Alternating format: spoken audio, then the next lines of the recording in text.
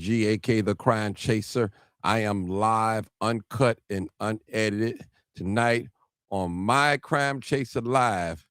We're tackling one of the most controversial questions in America. Can a black man accused of killing a white person receive a truly fair trial? Now, we're looking for the facts, the law, and the debate that exploding across social media. Let's get into it tonight. Again, tonight on my live podcast, we're taking calls too as well. We're tackling one of the most controversial questions in America. Can a black man accused of killing a white person receive a truly fair trial? We're looking at the facts, the law, and the debate that is exploding across social media. Let's get into it. Let's get into it. So come on in, come on in, come on in. Come on in. This is real. This is live. Y'all know what it is. Live, uncut, and unedited. That's what it is. Come on in, come on in. I welcome you guys tonight to talk about it. This is live, uncut, unedited. Y'all see it right here. All right. And we're going to talk about it. We're really going to talk about it tonight. And we want to bring the facts. Tonight, on this live podcast from me, the Crime Chaser, we're tackling one of the most controversial questions in America. Can a black man accused of killing a white person receive a truly fair trial? We're looking at facts, the law, and the debate that's exploding across social media. Let's get into it. 872-299-0808. 872-299-0808. We're getting into it tonight. Can a black man accused of killing a white person receive a truly fair trial? Now, we're looking into the facts, the law, and the debate that's exploding across social media. Let's get into it, people. Let's get into it. 872-299-0808, people. That's what I'm talking about. That's what I'm talking about. Let's talk about it. Let's talk about it. Let's talk about it. People are calling me. Let's talk about it. Let's talk about it. 872-299-0808. 0808. Yep. Let's talk about it, people. Yep. Yes, sir. Huh? Well, man, I'm on live, bro. You gotta watch me on the live. I'm on live. So, all right, peace out. All right. Yes. All right, we got to get back to the question at hand. Y'all forgive me for taking that call. I shouldn't have took it, but tonight's Crime Chaser Live. Can a black man accused of killing a white person receive a truly fair trial? Now, we're looking into the facts. We're looking into the law and the debate that's exploding across social media. Let us get into it, people. Come on now. Let's get into it. Let's get into it. This case isn't just about one trial now. It's about whether America still trusts the justice system to be fair, regardless of race. Do we trust it? Everybody's talking about this verdict. Almost nobody is talking about the question behind the verdict. That's what I'm talking about. Now, before you pick a side, ask yourself this. If the names and faces were different, would you still feel the same way? All right. Now, was this verdict based on evidence or was it something else at play? The question, we're breaking it down tonight. All right. A young man is dead and another headed to prison. But the question dividing America isn't what happened, is whether justice is truly blind. I believe it's blind when it comes to us, folks. That's just me. All right, people, we're taking calls, 872-299-0808. I need you guys to call in. I'm ready. Come on in. Tell the truth. And what? And shame the devil. I appreciate the comments. Y'all come on in. This is live, uncut, unedited. Let's talk about it. Somebody said, my goodness, I don't want to talk about it. Let's talk about it. Let's have an honest opinion. All right. Let's have an honest opinion. Somebody said, I told you last year he was guilty. Now, was he guilty because a black man killed a white man? Now, let's do a role reversal. Now, let's have the black man have been stabbed by a white man. Do you think it would have been guilty? See, some of you guys, you just get along, go along. I already know what some of you guys are. You ain't got no backbone. You ain't got no fight in you. You ain't got no fight in you. I know what it is. You ain't got no fight in you. You're scared. You're scared to fight the powers. You're scared. I know you're scared. Your wife know you're scared. Your son know you're scared. They know it. You're afraid. That's why cowards don't get no respect. None at all. Traitors don't get no respect at all. At all.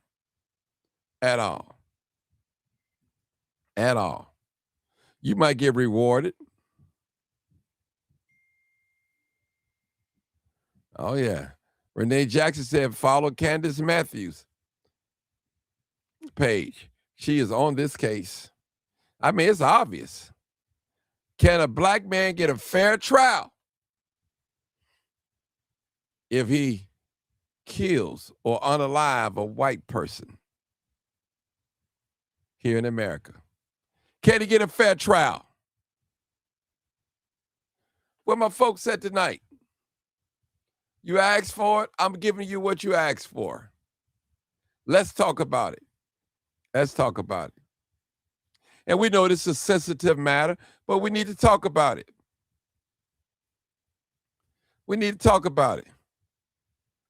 All right. A clear-cut lynching. That's what it is. It's a lynching. You know it. Free Mello.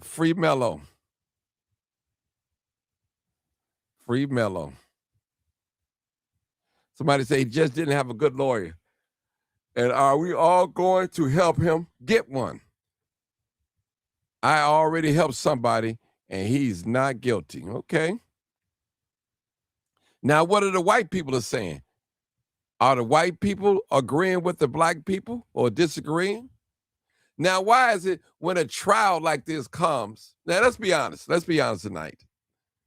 This afternoon, this morning, whenever you watch this podcast. If it was role reversal, if it was Austin killed Carmelo, would it be a guilty verdict? Just think about it.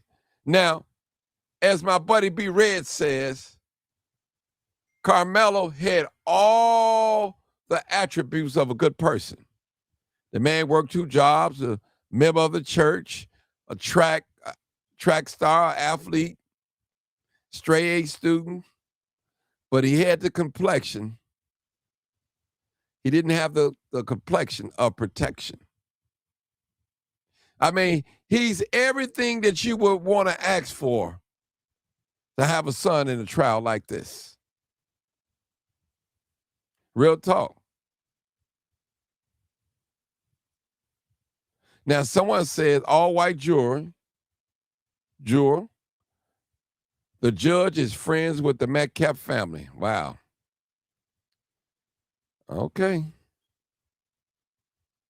Somebody said you don't take a knife to school with you. Now, I understand that it wasn't a knife, it was a sharp object. It wasn't a knife. And matter of fact, they wasn't at school. Okay, I just want to tell you that. They wasn't at school, so I could tell you may not have been listening to the trial. They was not at school. They was at a stadium at a track meet. All right, let's get that clear. All right. Justice was not served. Okay. All 22 people on here donate $2 to help the young man get a better lawyer. Okay. Lynching. The young man was not guilty. He was defending himself. Now, here's another jury acquitted a man, say that he was defending himself when a man was running away. A young teen, he shot him in his back. Now, the man didn't have a gun in his hand. Somebody said the gun fell out of his backpack. Now, that's debatable because we don't have no camera really to prove that. And a dead man can't talk, really.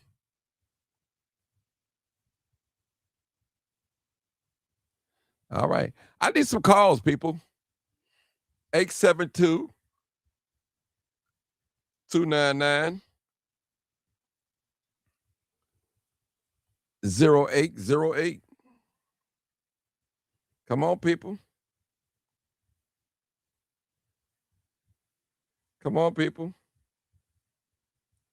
It's a modern day lynching, and that's what it is. Oh, I see a caller. Hey, you know what, people? Let's just be real honest before we let the caller come. We know how America operates.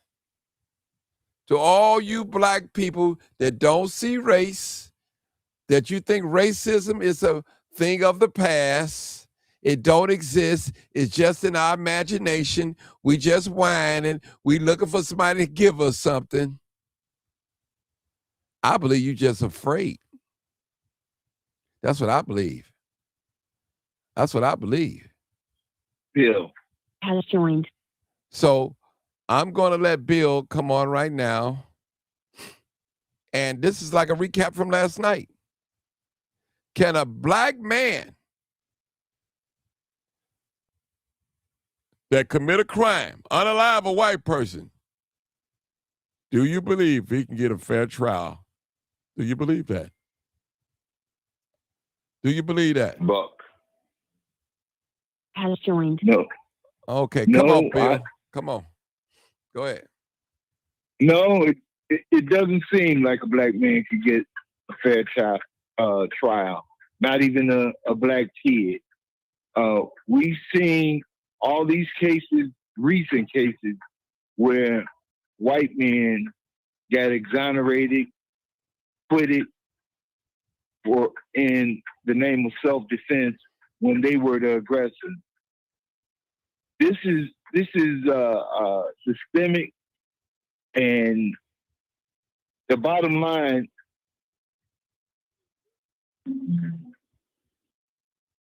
Got a bad connection, man. I'm gonna call back. Okay, you'll call back. I hear you. Okay. All right. Come on, Buck. Come on, Buck. Yes, sir. Everybody, blessings. Mm-hmm. Okay. Yeah, man. It's unfortunate, man. Where I spoke about it last night. You know, I heard in the beginning they was GoFundMe and all kind of money, and everybody was concerned. I even see Charleston White was gonna try to help the boy get her appeal, but you know, going into that, the defense, and if they couldn't get the main thing, if they had a decent lawyer, he should have got it at a separate venue away from all them people where it wouldn't be biased against that kid. Mm-hmm. Because you in a certain area and everybody with them, you in a big situation because they already got you guilty before you even right. step the door in the trial. So right. It's unfortunate that the young brother is like, it's the racism, especially places like Texas and stuff. If you ain't like in Houston or something like that, where everybody like us is up in there, You out in these secluded areas out here trying to fit in. You make a few dollars more than most of the brothers and sisters, and you try to get in with them people. They don't. First of all, they don't want you around there. And number one off the top, the boy was a big bully. I told you, he kicked his daddy butt, broke his arm, and his daddy wasn't coming around. Well, he was scared of the boy. So his reputation, people talk, social media, they know that boy wasn't no angel. And he undersized. He came to fight that boy, him and his brother. So he probably thought you got to have something to protect yourself. I was going along the same. Buck, hold it. I'm trying to find out, do you believe a black man that covers a teenager that commit a crime or unalive a white man, do you believe that he can get a fair trial? That's what I want to know. No, not in America. You was there on the Jeffrey Van Dyke thing. He shot that boy with a whole clip in that boy, and they crying over 3 years. Like his wife crying like he was the one that got shot. In America, black people, we two things I can tell you. So we get liberty, we can go and do all kind of stuff, and we get freedom where we can move around and do things that we couldn't do before. But justice ain't on the table on our plate. So we get liberty and freedom. They say liberty, freedom, and justice. When black people come, they can scratch that justice piece off because we ain't getting no justice. So the whole thing is you don't want to be in that situation. I would tell anybody, you try to connect with somebody, get somebody to get your back. That's what he in the situation. Now he going to the jail, the real deal. He ain't going to no jail. He going to penitentiary. So he gonna have to have somebody get his back out there because he a good brother, but he ain't cut out for that kind of stuff. Oh, well, let me. And it's like hold it, Buck. Hold it, ahead. Buck. I'm trying. I'm trying to go somewhere here, and I don't want you to be rattling it all over. And I understand what you're saying. Okay, go ahead, man. Okay, no. You stay there. We good. Oh, yeah, I'm listening. I'm trying to get something from the audience. Now, here's a young man that's a straight A student. Go to church, involved in the church, working. I'm hearing 2 jobs. An athlete, captain of one of his track team. He had everything on his side except the complexion of protection. Now, somebody said, well, he shouldn't have had a knife. He shouldn't have brought it to school. They wasn't on the school ground. It was at the track meeting where they had it that. But it wasn't a knife. It definitely was a sharp object, okay? So what I'm saying to our people, to those that say racism is a thing of the past, black people, you're just whining, you're upset, you think somebody owe you something. When you don't have your way, you have a sense of entitlement. Racism is of the past. It no longer exists. So what I'm asking, Brother Buck, what do we say to people? What do we say to people? Okay, hold on. Hold on, Buck. Hold on. I think I know I heard something. Hold on. I think I ain't got you on Bluetooth. Hold on. Buck, say something. Yeah, it popped off on my phone acting up. Hold on, Buck. I thought I heard you talk. I knew I heard you talking. Hold on. Let me hit this Bluetooth real quick. I don't know how I get off Bluetooth. That's strange. I'm talking about something. It just got off Bluetooth all of a sudden. Hold on, Buck. It's coming. So that's what I'm tripping on, man. That's what I want to look at it. Now we know a lot of details. All right, hold on, let me get this Bluetooth on. Hold on, Buck. It does that sometime. When you talk about a good subject, it does that sometime. All right, hold on. Let me see if I can get the audio right. Get the audio right. That's strange. All right. Let's get this audio right. I can figure this out. Hold on, Buck. We got to get the audio right. Now, Carmelo Anthony is going to jail. He's going to jail. He's going to jail. He's going to prison, if I may say that. And I'm hearing that they're going to, what they're going to do, trying to get the sound right, y'all. I'm trying to get, I don't know what's wrong with this Bluetooth. It acts up sometime. It's not me, people. I promise you. Let's see. This Bluetooth acting up. All right. All right, let's see if we got it going now. All right. Bluetooth. Cut it off, cut it back on. But we're still taking calls, 872-299-0808. Come call in, people. We're trying to get the phone lines rolling. Trying to get it rolling. I don't know why I just went off Bluetooth. I just had everything set. Good evening, everybody. Good evening. Yeah, where are the civil rights leaders at? Where are they at? Hey, Buck, do me a favor. Just hang up and call back. Let me just try to do this way. Yeah. I had to hang up on. I'm going to hang up myself. Yeah. So I got to get the phone line right. All right. Get this phone line right. All right. Come on in. I'm sorry, people. It's just when we get into the nitty gritty of this, it's something always occur. Some always. But we're going to work right.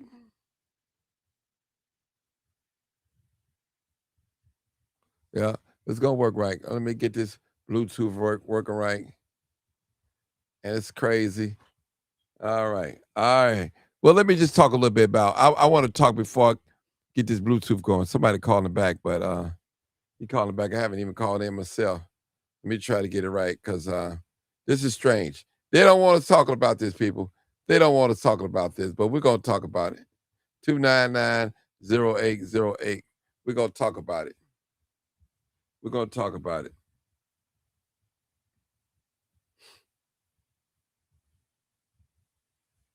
We're going to talk about it, the Bluetooth.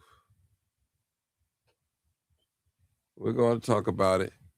All right. A young man is dead and another man is headed to prison. But the question dividing America isn't what happened. Is it whether justice was truly blind? That's what we're trying to figure out. That is what we're trying to figure out. But I'm at the point where why is it that the black people think different from the white people? Seriously. Why is it that? Why is it that they don't see it the way we see it? Why is it that? Hold on, guys. Hold on. We're trying to get this Bluetooth right. I don't know what's wrong with this Bluetooth. This is, it acts up sometime, but all right, let me get it right. All right. Bluetooth. I might have to connect it straight to the phone. I have to do it that way. And that may work. All right. Trying to get the phone right. Hold on, Buck. We're trying to get everything, man. It's just throwing the whole live off, the whole vibe off. Trying to get it right. Just throwing the whole vibe off. Now, for those of you came in, what we're talking about tonight is, can a black man accused of killing a white person receive a truly fair trial? That's what we really want to talk about tonight. That's what we want to talk about. Can they really, really receive a fair trial? I don't know what's wrong with this Bluetooth. Bluetooth acting up. It's acting up. It's acting up. So, all right, people, what we're going to do is, this is what I'm going to do. We still here. We're not going to give up. I'm just going to do the talking for right now until I get this Bluetooth going. I don't know what happened with the Bluetooth. It was working fine. It was working fine, but for some reason, it's just not operating right. I don't know what happened. Let me do it this way. Okay, I got the Bluetooth here. Got that here. All right.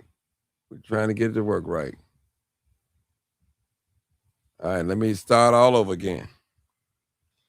I know people trying to call in. I'm trying to get it going. It's a good question, people. Can a man get a fair trial? Can a man get a fair trial? I'm calling in now. Hopefully our Bluetooth works. I called on the wrong phone. Oh, I'm sorry, people. I'm calling on my regular phone. I'm sorry. I am so sorry, people. Maybe I need to cut this Bluetooth off. It could do that sometime too. Maybe I can do that. All my callers, I need you guys to hold on. We're trying to we got technical difficulties, and I know it's a problem. I can't stand it. I can't stand it either.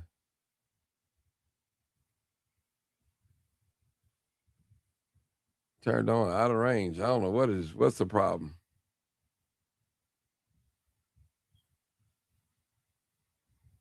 All right, let's see. We're going to try this one more time. All right, let me go that way. Let me go through this.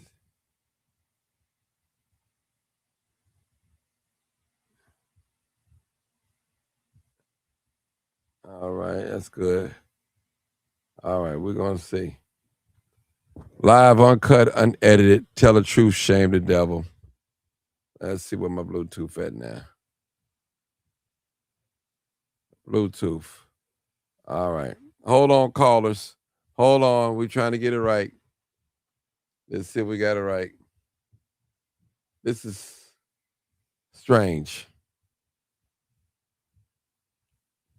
Pretty soon, I'm going to get so big, I'm going to need an engineer, huh? All right. Let's see. All right. Let's see. All right. All right. Mic check 1 2 1 2. Bluetooth, are we working? Are we on? All right. I'm sorry, people. I got y'all bored. I might have to take over the show. I probably can't even take no calls because this is strange. I want you guys to be on here. I could. Well, I could do it this way. 872-299-0808.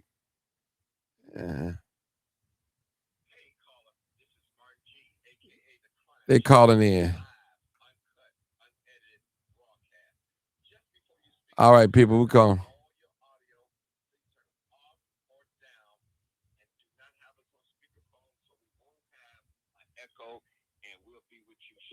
I hate this, people. Crime Chaser. Crime Chaser Martin G. Johnson. All right, go ahead, Bill, if you're still there. Bill, are you still there? Has joined. Bill, you still there? Come on with it. Yeah. Martin, I don't believe a black man or a child could get a fair trial. Can you hear me? I hear you loud and clear. Go ahead. Yeah. We see all these cases where people have used self-defense and got away with it, but they were all white. We got Zimmerman, Penny, Taysom. Matter of fact, the little white Tell the boy truth Taysom, and shame the devil. another kid, in school, in the washroom, multiple times. and they didn't charge him with murder. They gave him manslaughter, 10 years.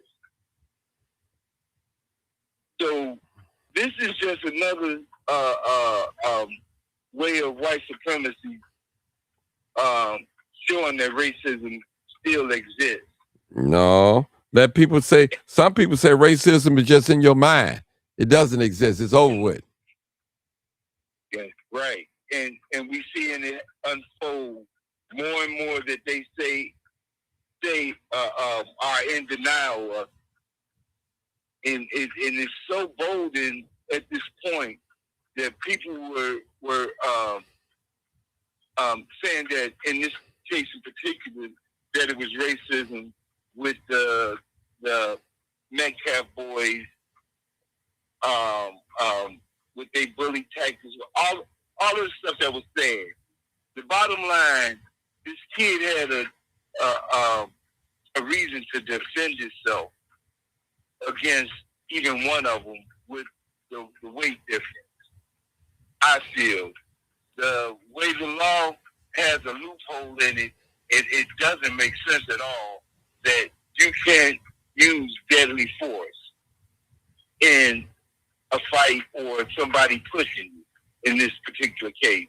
But the way the law is set up, when they want you to lose, you're going to lose, because if he pushed Carmelo in any capacity and Carmelo decided to push him back or punch him, then now this gives him a chance to grab a knife, a bat, and hit him and use self-defense.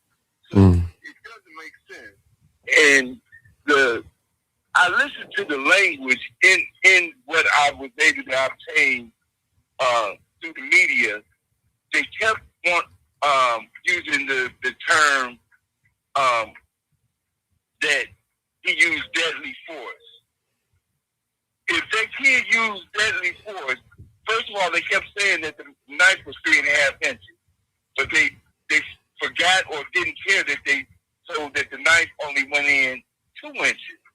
So the one puncture or stab that he made, he must not have had intent to put it all in. Number one, when he ran, they make it seem like he just ran off. He ran to a coach, and when he encountered the police, he said, "I did it." They looking at it like he admitted to murder. He admitted to the stabbing. He didn't know that the boy was dead. He asked them, "Is that kid all right?" They got all of this. We heard the transcripts. They used 10 seconds of the video, and they have sealed it where nobody could get the information of the case and the transcripts. So hold it, Bill. Hold it. If this is a shut, I would say an easy case, why is they sealing everything?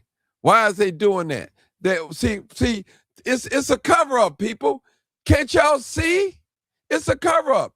If you feel like that this was a good verdict, why are you covering up the video, sealing things where nobody can come behind you and see what it is to correct it? Why? It's a setup, people. Bill, hold it. Let me try to think one more time. While you just hold it 1 second. I don't mean to throw you off.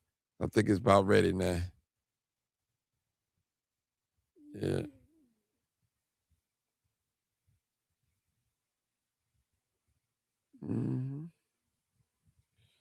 It might be ready. I'm Justin.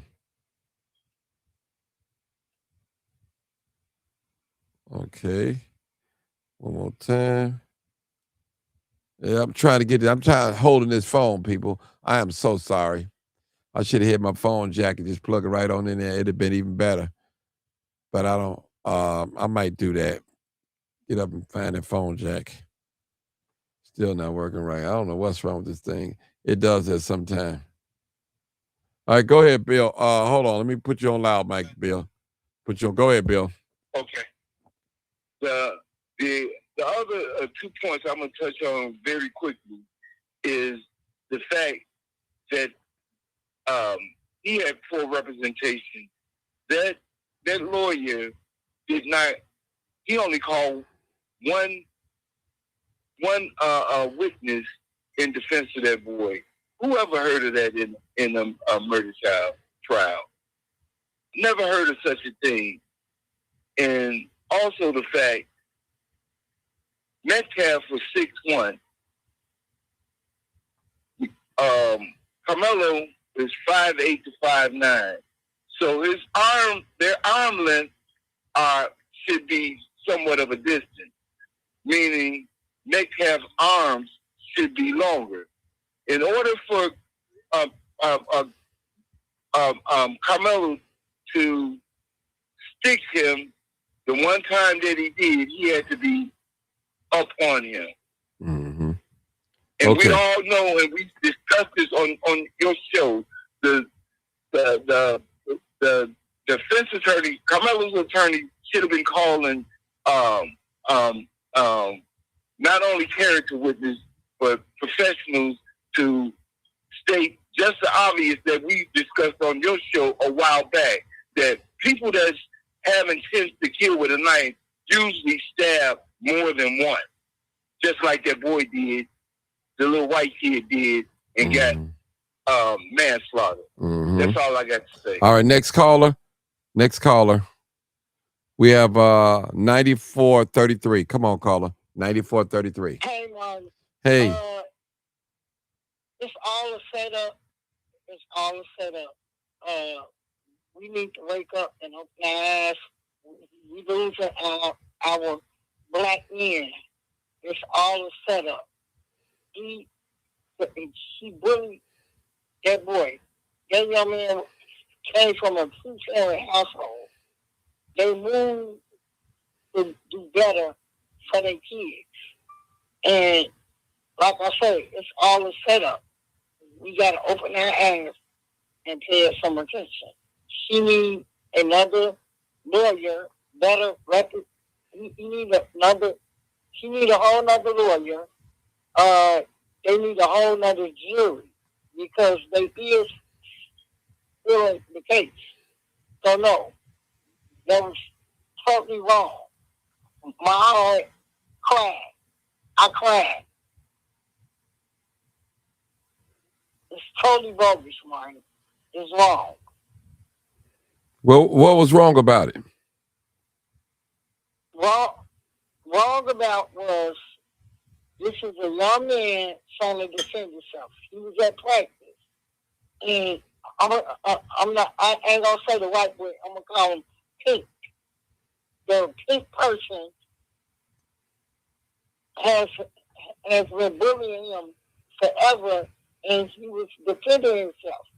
So you mean to tell me when somebody get out here and bully on our kids that they don't have the right to defend themselves?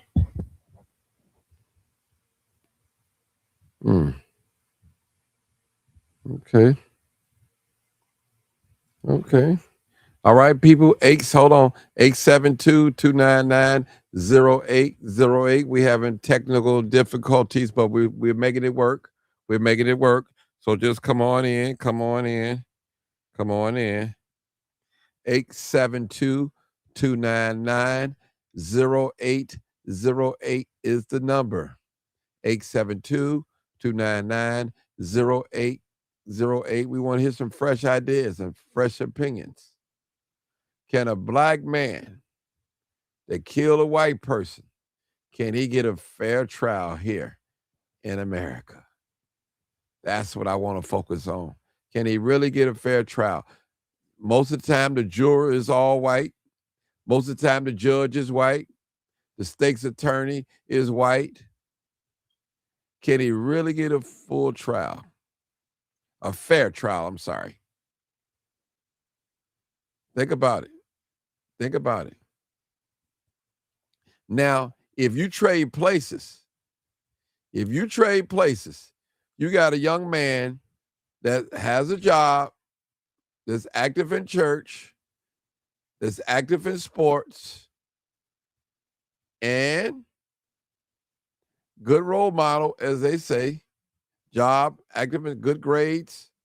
Man, what more could you ask from a black person? Man, we got to be perfect when we go to trial. We can't have no character flaws or nothing. But that goes to show you, I don't care how perfect you are, this is a perfect example. And I said this last year. When you, hold on, y'all. Hold it. Hold it. Okay. When you, hold it, caller, when you put your hands on somebody, you can't decide what level of force that they use. Let me say that. You can't decide that. All right, I got a caller. Let me see. New caller. They just hung up. Did they hang up? No. What's that? Area code, is that 146? Area code? Caller? 464? Yeah. Yeah, I'm sorry. Yeah. Hey. I need you to turn down your audio in the background. That's what I need you to do. Okay. All righty. Mute Is it. that better? Yeah, that's much better. Go ahead. Okay. So, in America, especially in Texas, yeah, it's hard to get a fair trial. But what has to happen is we got to take a page out of Brother Johnny Cochran's book. You know, if it wasn't for Johnny Cochran, O.J. Simpson, with all that $1 million defense attorney team that he built, probably was still going to go to jail. He wasn't going to get away unscathed. So with that being said, you have to start from the very beginning. When they was able to strike all those jurors, let's say before that, change of venue. How can you really get a fair trial there? Then you go to the jury, you don't have a jury of his peers. And so many characteristics of justice and stuff like that, he was railroaded. This was kangaroo court. It was everybody against him. And when, I'm not going to rub it in with the parents because I would never want to be in a position. I would never want to be in their shoes. But once you see things going a certain way, like they say, no objections, no pushback, they was letting narratives like, well, do you think he was guilty? Who asks a witness that without an objection?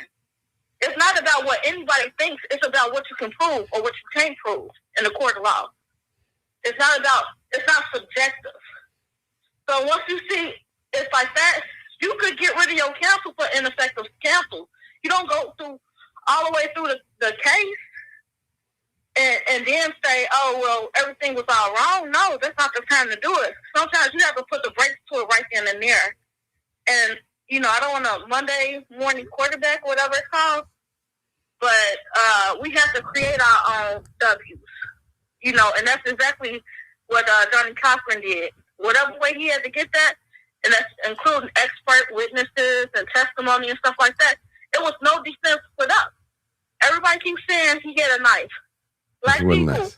please stop saying that. Thank you. Please stop saying that, okay? Because here it is, if you never ran track, and it's crazy because so many black people run track. So those need to be the people that's speaking up like, no, this is a normal tool we use in our sport. Please stop saying that. They say, oh, it's an all-white jury. But listen to the back and forth online. If we had black people up in there, a lot of these people still would have found him guilty. So we as black people, it's a takeaway from us too, outside of protecting our kids. The takeaway from that is we have to get on code, right? Because at the end of the day, we know we expect injustice because we've been dealing with it for so long. But we only have each other. Carmelo thought the Hispanic boy was his friend. He thought the little mixed boy was his friend. We as black people need to understand, we only have each other. We only have ourselves. We don't have no friends in this. And just like the white supremacists got on code and made it so even if they felt biased, they didn't voice it, the jurors that sat there and said they wouldn't be able to convict them, they should have kept their damn mouth closed. So, do I feel like it could have been won? Yes, I do. I feel like whether it's a no guilty or a hung jury, it could have happened. A W is a W, but it wasn't even a fight put up, really. And I landed there. Okay, where are you from? I'm from Chicago. Okay, good. Okay. You can hang on. Let me go to the next caller. All right. I'm getting all these out of town call. Okay. Area code 214. 214. Come on, be red. I was joined. 214. What's going on? What's going on, man? This is a recap from last night. Can a black man killing a white man get a fair trial here in America in the court system?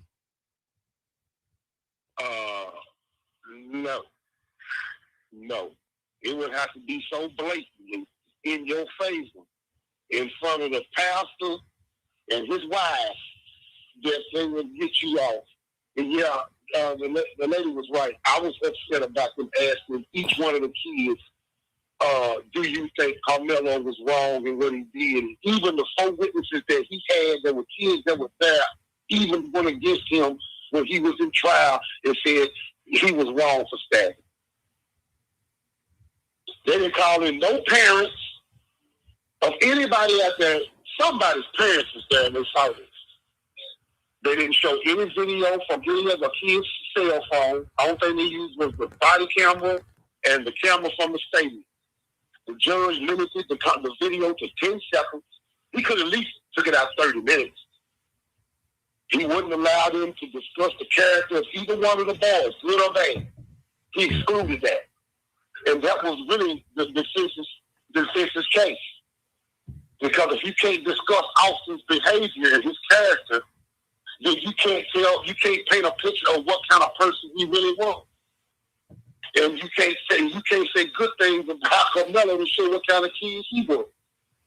The judge was on YouTube today. The local affiliate, ABC WFAA in Dallas, Texas, did a 10-minute interview with the judge. He actually sat down to explain his actions. And he said that he excluded the cameras, he excluded audio, he wouldn't allow anybody to discuss nothing but what happened. And if you can't make a differentiate the lives of these two children, the only thing that convicted the Carmelo in this case was the color of his skin. Absolutely 100%. Because if you flip the script, their lives are almost opposite of each other. Here's a white kid from a broken home, been in trouble, got attempted. Then you got a black kid, high level of living. I don't even know what you call that when you live in an $800,000 house. I don't know what you call that. That ain't middle class. When your parents are educated, when you go to church. This kid was wearing a suit at his arraignment. How many times have we seen any of the kids we walk around today even think about putting on suits at the age of 17 and 16 years old? And he didn't look like they just went and bought it. He was an all-American kid, and they wouldn't allow them to portray him that way at all. And the way that they do stuff in Texas is 100% different than they do it in Illinois. Because the first thing they're going to do is send this kid to a farm. Like the movie Life, he's going to be on a farm. Because in Texas, we grow our own food. So they don't have a lot of vendors that come and bring us food there. So they grow their own potatoes, they grow their own chickens, they grow their own hogs, and they have farms. And these kids that get in trouble in Texas work these farms. In the snow, in the heat. 90% of the prisons in Texas do not have air conditioning or heat. Did you hear what I said, people? They do not have air conditioning or heat. In 90% of the penitentiaries in the state of Texas, there's over 1,000 of them. They're going to screw this kid.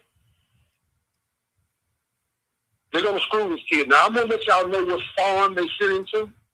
Because since he's a violent offender, chances are they're going to send him to a farm where there's a lot of violent offenders. You'll be hearing places like Ferguson Unit, Tennessee Colony Unit. These are big penitentiaries in the state of Texas that use to handle violent offenders. They're going to screw this kid for life. I'm praying that they send him to a place where he can continue to go to school, where he can continue to get his education, maybe he come out with his doctorate degree. Because they're going to make his life hell. They know his parents got money, so they're going to try to extort him for his phone card. They're going to try to... Mm-hmm. By sending a good kid like this to prison. Mm-hmm. I mean, we don't find out he hung himself yeah. in a jail cell. Hold it, brother. This kid is almost perfect, if I may say. Perfect. What more better candidate that you would want to have on a self-defense case?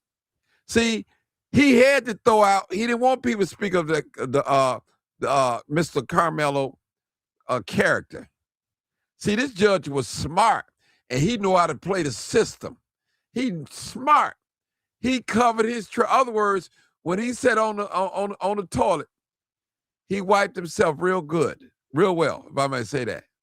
So if somebody come behind him, it's gonna be hard to find if he been there and find any stains or anything. Even with the appeal, brother, it's gonna be a trick. It's gonna be it's gonna be an uphill battle. It's gonna be an uphill battle. I believe that. That's just me saying that. No, you yes, sir. Yes, sir. You guys forgot to add the fact about his character being a good kid, almost perfect. That this is the same kid that saved the little white kid's life when he was drowning. They wouldn't allow that in court either. And they wouldn't let that in court either. You see what I'm saying? Anything that made this kid look all-American, which is the code word for white, they wouldn't allow it. This judge narrowed the scope so tight that there was no way he had the wiggle room to discuss what kind of character that Austin Metcalf had. Mm-hmm. And I'm going to be talking about this for a long time. Because you let this Chinaman shoot a kid in the back. In the back, 130 yards from the store, he gets a walk. He's sleeping at home in his bed. Where you got a kid who absolutely defended himself. Even the white reporters from the news outlets here in town were falling in line with everything that the prosecution was saying. Black life ain't going to never matter as much as white life in this country. And for God's sakes, Martin, don't stop doing what you're doing. We have got to get our kids to stop killing each other. Because most of them, like I told you earlier today, most of the bullets that you kill these other kids ain't worth the time you got to spend down there with these psychopaths, these real killers. They're going to put this boy in a situation where he's going to be surrounded by every negative thing that his parents tried to keep him away from. Psychopaths definitely need to be locked up, and we know it. So the message that white America have said to black America, you better not be too quick to kill no white person. This is what's going to happen to you. They sent the message out here. Mark, it's deeper than that. Yeah, no. Hold it, brother. It ain't matter if it's deeper than that. They sent the clear message. We are the law. We make the law. We twist it and turn it. Again, I said last night, they are the judges. They are the prosecutors. They are the lawmakers. They are the attorneys. They are the police. They are that. Yeah. That clear message. Hold on, brother. I got another. Hold it. Got another caller. Hold it. Hold on, sister. Hold on. Just hold on. I got you in, sister. Just hold on. I got another caller before you, sister. Just hold on. Go ahead, B-Red, real quick, then I'll go to the next caller. Got 2 women calling in. Go to the next caller, man. Okay. I talk this same stuff last time. All right, 7222. Come on. I think that's Joy. Joy? Hey, guys. It's Hey. me, yes. Go ahead. Back on tonight with you guys. I don't believe as a black African American, no, you're not going to get justice in the justice system. You got a sister out there, and I cannot remember the state. I think it's Kentucky, somewhere. She did a self-defense too, and she's still in jail. She's on the Netflix documentary. It's called A Killer. I'll come back with the name of it. But this Arab guy had a store and set her up to go off. She was like 14 or something. To go off with this older Arab guy. And she didn't know that he was going to try to have sex with her. And she had a gun in her purse that she had been carrying. And she laid him to rest. This woman is still in jail in one of these small towns, like how this young brother is, where they know they do this in Chicago, they do this in LA, so it don't matter how big or small the city is. If you watch Candace Owens and how they set Michael Jackson up, how that whole thing, how the judges, everybody knew each other, they sent the woman to him with that little boy and all of that. These people code at what they do. We know that. And it really don't matter how big or small the town is, because it happens every day. Here in Chicago, I saw it for myself. Somebody that's close to me who didn't have a record, did not actually even commit the crime, but was like a conspiracy, there while the crime was being done. It was not a violent crime. But the way that judge did him, and I was sitting in that courtroom, right in Markham, I know that black men don't stand a chance, or black women stand a chance in this court system, unless it's an act of God. You got people behind you praying for you. You got a lawyer, and you're going to have to pay that lawyer, and that lawyer got to be really connected. And you're going to have to pay them a lot of money. That is the only way, that you really going to get your justice in this country. And having a lot of support in that courtroom, a lot of eyes and ears, and putting pressure, on them head judges, those that are running them courthouses. That is the only way that demon is going to buck. Because, man, this is how it's set up against us. I've seen it with my own eyes. All you got to do is go out there to Markham Courthouse and just sit in the room one day, and you will be able to see it for yourself here, right here in Cook County. Okay. So that it doesn't matter how big or small. They all know each other. They all play the game. They all, you got attorneys who already know your outcome, and they running your case on and on, milking you for your money. And this is the game that they play. And you got a lot of brothers and sisters who have been lynched by this system, but also hold it. I got somebody in the comment. Let me see what this person's name is. Upward 2002. He said, this young man committed a murder. You can stab somebody dead over a fist fight. Our morals are messed up. All right, young man. I hope that you... Now, hold it, sister. Hold it. One mic. I'm going to allow this caller to call in. And I want him, in his own words, to explain to me what he's trying to say. I went to public school, so I have a little problem comprehending. So I want him to call in 872-299-080. I promise you I'm not going to cuss you out. I'm not going to embarrass you, but I want you to explain yourself to this live audience. 299-0808. Call in, caller. Call in. Do that favor for me. You can call in, call ID block.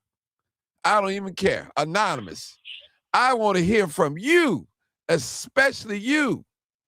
And I want you to explain to me, what are you saying of this sentence that you wrote? Help me out. I'm a little slow. And I want you to explain to me real thorough what you're trying to say. What's your name again? Let me call you out now. Upward 2002. I want you to call in. 872-299-0808. Call in, caller. I want to hear from you. You're going to be my special guest tonight. See, I like somebody that think different. And I want to hear from you. And I'm going to allow you to come on this platform and speak whatever's on your heart and mind. Come on, Todd. I hope you're a real black person, because it could be, you know how people make up fake profiles and all that. Because I never recall seeing this person on there, but that's okay. I welcome you. Can you do that favor for me, Upward 2002? Can you call in for me? And I want to hear from you. Help me understand the way that what you wrote down, the comment. And I really want to know. Help me out. Help me out. I'm a little slow. Maybe you're seeing something that I'm not seeing. Let's talk about it. 872-299-0808. That's all you got to do. Call in. Be my special guest. Hey, Martin, Martin, hold on real quick. I'm laying my mic after this.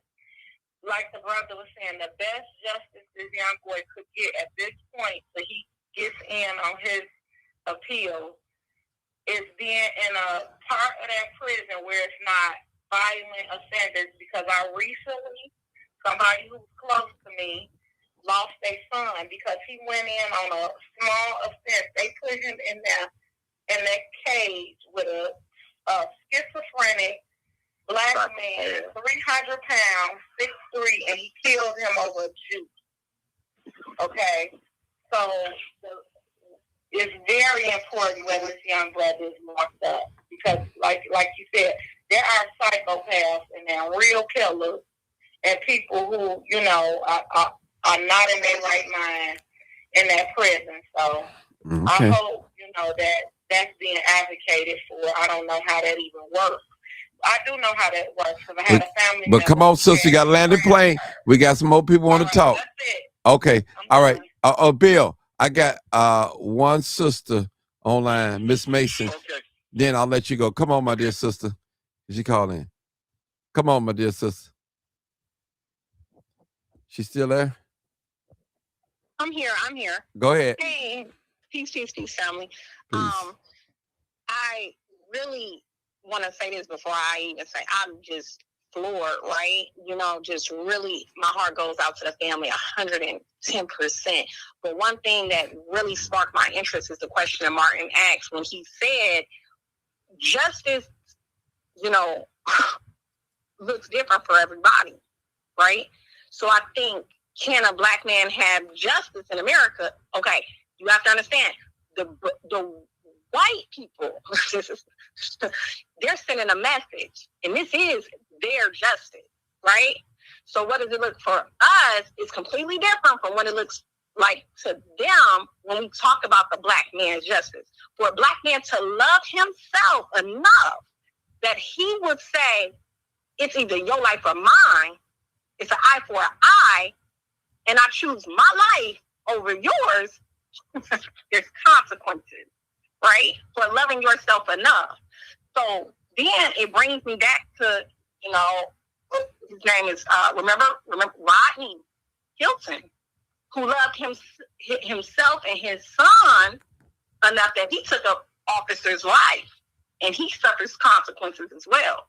So I look at these things, and to Martin's point, you know, of saying what message is being sent to us, I think we're coming up on a time where, you know, they're saying, what is it going to be? Your life or ours? You have in Florida that they're saying for the team takeovers, they're going to exercise their Second Amendment on our teams. Okay. Black, white, Mexican. The mayor said it of Florida. He's saying it. Second Amendment. You got in Chicago. They're burning crosses right here downtown Chicago. I think at this time, you know, when we have so many incidences of racial violence and it's so real right now, it's touchable. So it's like, to me, are we prepared for that type of war that's bigger than what we, because again, this man is saying it's either you or it's me. Whether he has all the credentials or support or the money behind him, when your life is on the line and it's you versus me, or it's you versus my son, okay, give me the book. Because I'm not gonna lay there. I can't just lay there and let you take my life. So I think when we're looking at these things, and Martin asked the question, you know, and I hope I'm not rambling. I hope what I say makes sense. But Martin asked a really quick, it's justice for you, for who? They feel like they're justified in taking his baby life, putting them behind bars, no matter what jail he's in. They feel like they're justified. And when they do it to one, you got to know they're going to come and do it to us all. Mm-hmm. That's kind of like, you know, what I'm thinking of, you know, and I pray and I want to support, I want to help. I am going to support, I am going to help. You know, with Rodney Kimpton and what he did for his son, that's nothing but pure love. That's love for self. That's what self-love looks like when it's like, it's me versus you. That's love. So they're telling us, if you love yourself enough, play with it. And we got something for you. That's what they're telling us. That's how I see it. And I'm like, okay, what do we do to really get in front of this? Is it build our own communities? We got to do something. And that's where I'm landing. But Peace Family, I come in nothing but love, and I'm going to leave in love. That's it. Okay, go ahead, Bill.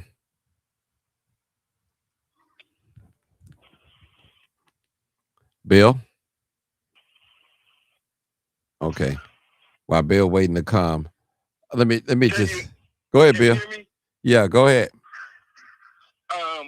In the beginning, I know on this show and on a few other podcasts, we being misunderstood in our stance right now. With backing Carmelo Anthony. I remember on this show in particular, and others, most of the people that came on gave condolences and said they hated that happened to that Metcalf kid. Mm-hmm. I've heard that over and over, and especially on this show. And we're being misunderstood. We're not saying that Carmelo didn't do it, or in my personal opinion, it was self-defense. But the injustice came even after the fact, without him getting a fair trial, that they went to the extent of murder. Murder, you have to, especially first degree or murder one. In most cases, in most states, it's premeditated. This was not premeditated at all. And if anything, if you had any heart as a juror, you would have went for the manslaughter.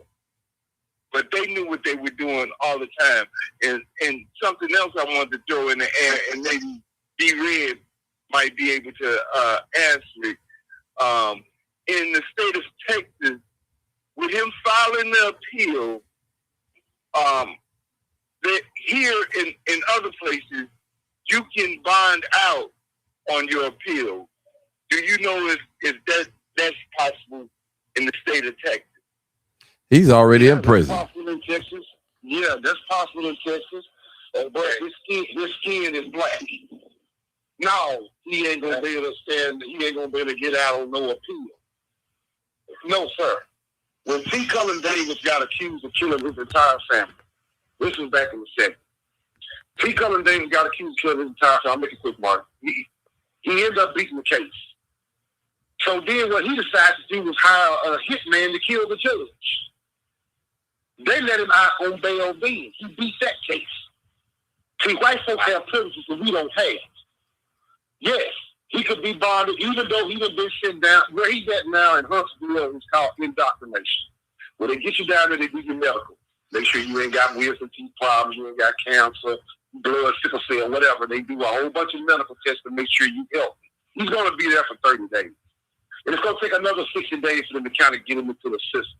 But since he's a violent offender, the chances are he's going to be going to a prison or a farm. We didn't call them prisons, they were farms. He's going to be sent to a farm where there are other violent offenders. And that's what I'm hoping that he can avoid, because they got other prisons that he can go to where he can just do his time, get his education. But yes, he can be dogged out while he's on appeal. But like I said, he got the wrong color skin for that.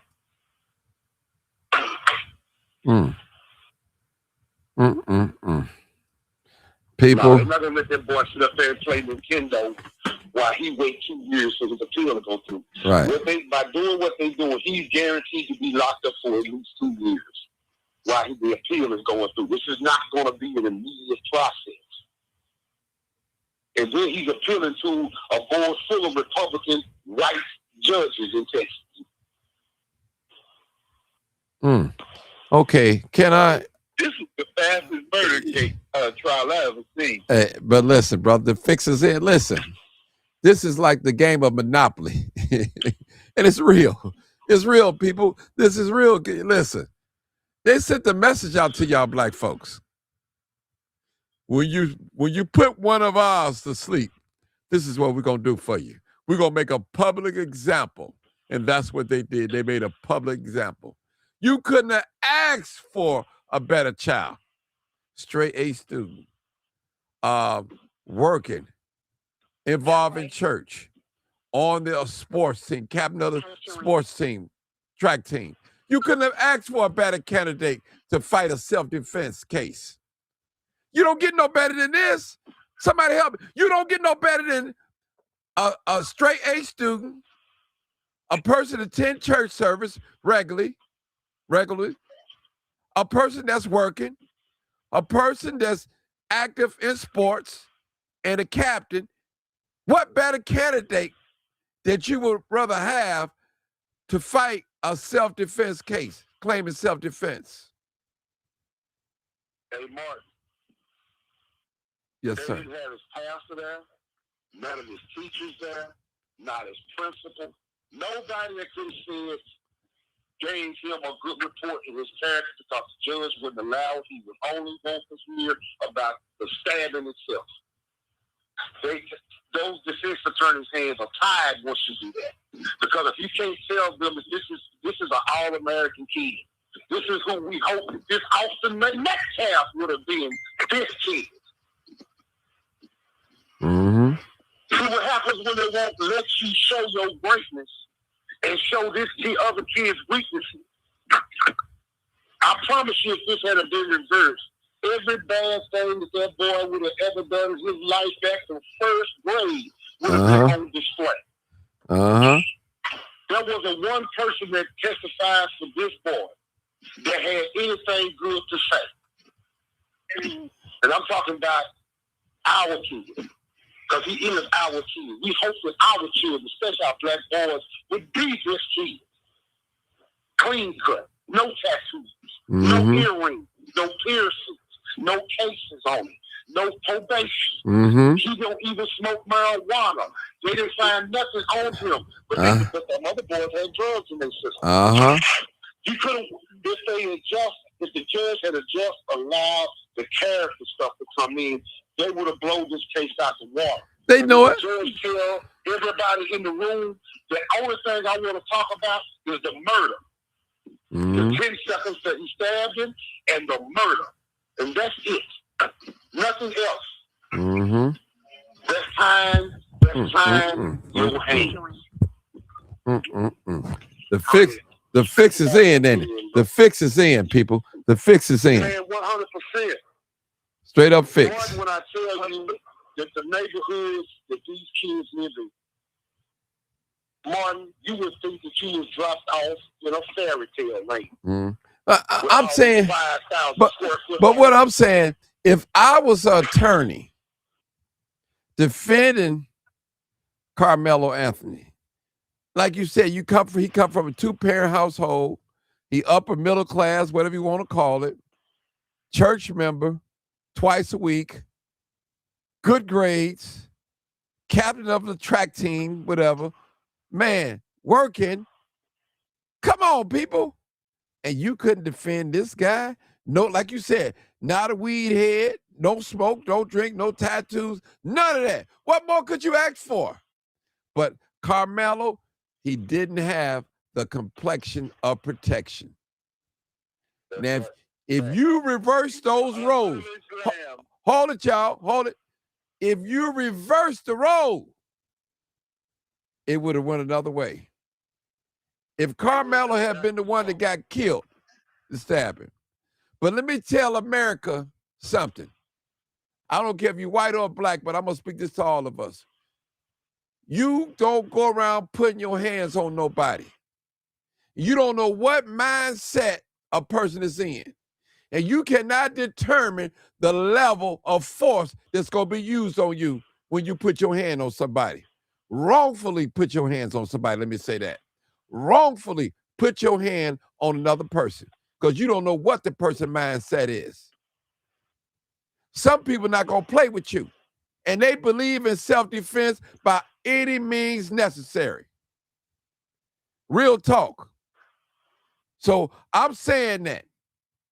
And to all you get along, go along, Negroes out there, I said it, that you can't see this because you don't want to see it, because you're afraid that you might lose the little privileges that you do have, your job, your friends in the upper echelon, you know. You're afraid because you won't stand up for what's right, for your people, for people that look like you. You are even afraid to say that racism still exists in this country.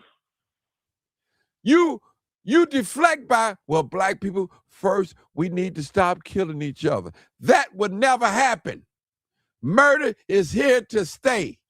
White people kill white people. Mexicans kill Mexican people. Blacks kill blacks. That would never happen. This world is not perfect. So don't use that deflecting talking point or black on black crime. Why is it that we're the only race that use that term black on black crime? Why is it this Mexican on Mexican crime? Why is it white on white crime? Why we got to be excluded from that? Why? And you go along with it. You skin in the grin. Yeah, he shouldn't have stabbed him. And guess what? Austin shouldn't have put his hands on him either. Now, we're not advocating violence, but I'm going to tell you, I work for a CVI organization, Community Violence Intervention. And I believe, this is me, in self-defense. I have a God-given right to defend myself, my family, my property. Anything left unprotected will be taken away. Now, we're not going to go out there shoot nobody because he got his hat to the right or to the left, or he got the color blue or color red, or he cut me off in a traffic stop. That's not what I'm talking about. I'm talking about real self-defense. That's what I'm talking about. I hope y'all hear me tonight, this morning, whenever you're watching it. Please hear me loud and clear. Cats, they got claws, so they scratch. Dogs have teeth, and they bite. That's their defensive mechanism. And we are human beings, and we have the right to protect ourselves. There's no law that's written in the Constitution of America gonna stop Martin Johnson from protecting himself. That's real. That is real. And I hope you feel the same way. The same way. We ain't looking for no trouble. And we ain't ducking it either. We ain't looking for no trouble. We're going to deal with it on a self-defense level. You can't do nothing but respect the messenger tonight. Because I'm letting it out. We want peace. We want the violence to stop. But at the same time, you're not finna come and put your hands on nobody, then expect for somebody to treat you justly. That's not gonna happen. You don't know what mindset an individual is walking around is in. We're not mind readers. Have you ever noticed somebody you just spoke to a person maybe 2 or 3 days ago or a day or same day, and they wind up committing, they're unaliving themselves, self-inflicted wound, taking their own life? And you say, I was just talking to him. It didn't seem like nothing was wrong with her or him. They was laughing, and we was talking about going out and kicking it and all that and smoking and drinking, whatever.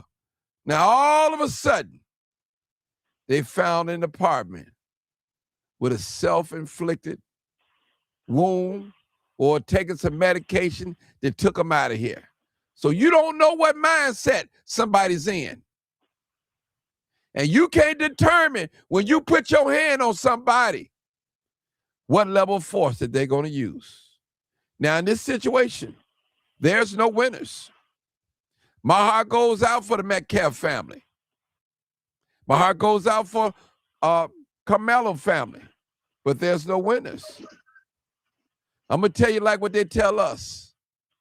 If he had kept his hand to himself, he might be still living, and we wouldn't be having this conversation.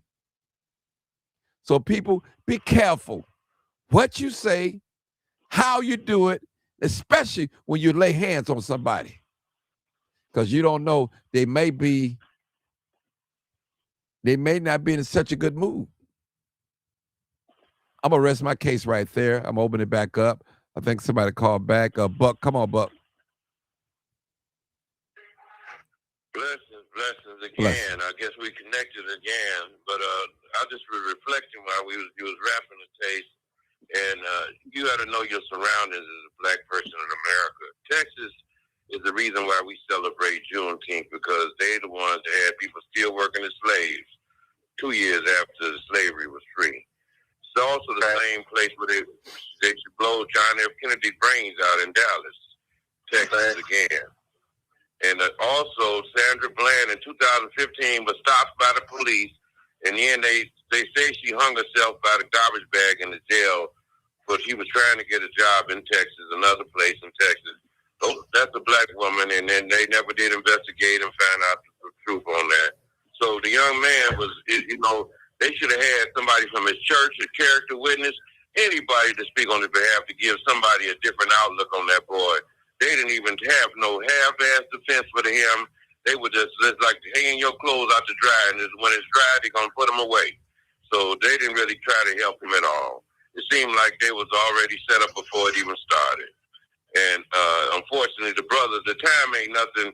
I pray for his mental health and, getting in that, being in that, going to jail, prison. He ain't in no jail. He in prison. And down in Texas, there's some hardcore individuals where he probably headed.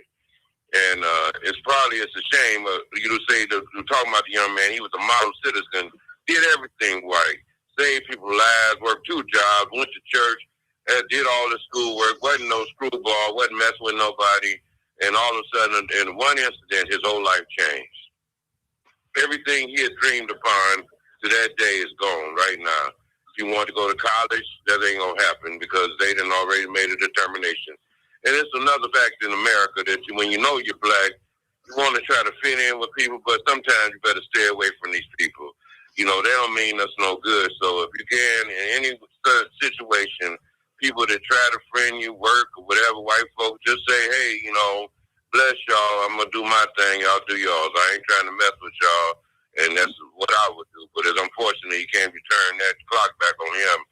Hopefully, the young people in the future see, you know, that's trying to do good like him, will see from that. Leave them people alone. If you can, just stay away from them, because they'll use anything to destroy us. So I'm gonna leave it right there. Okay, thank you for your comments, man. And you know, let me pose the question to the panel.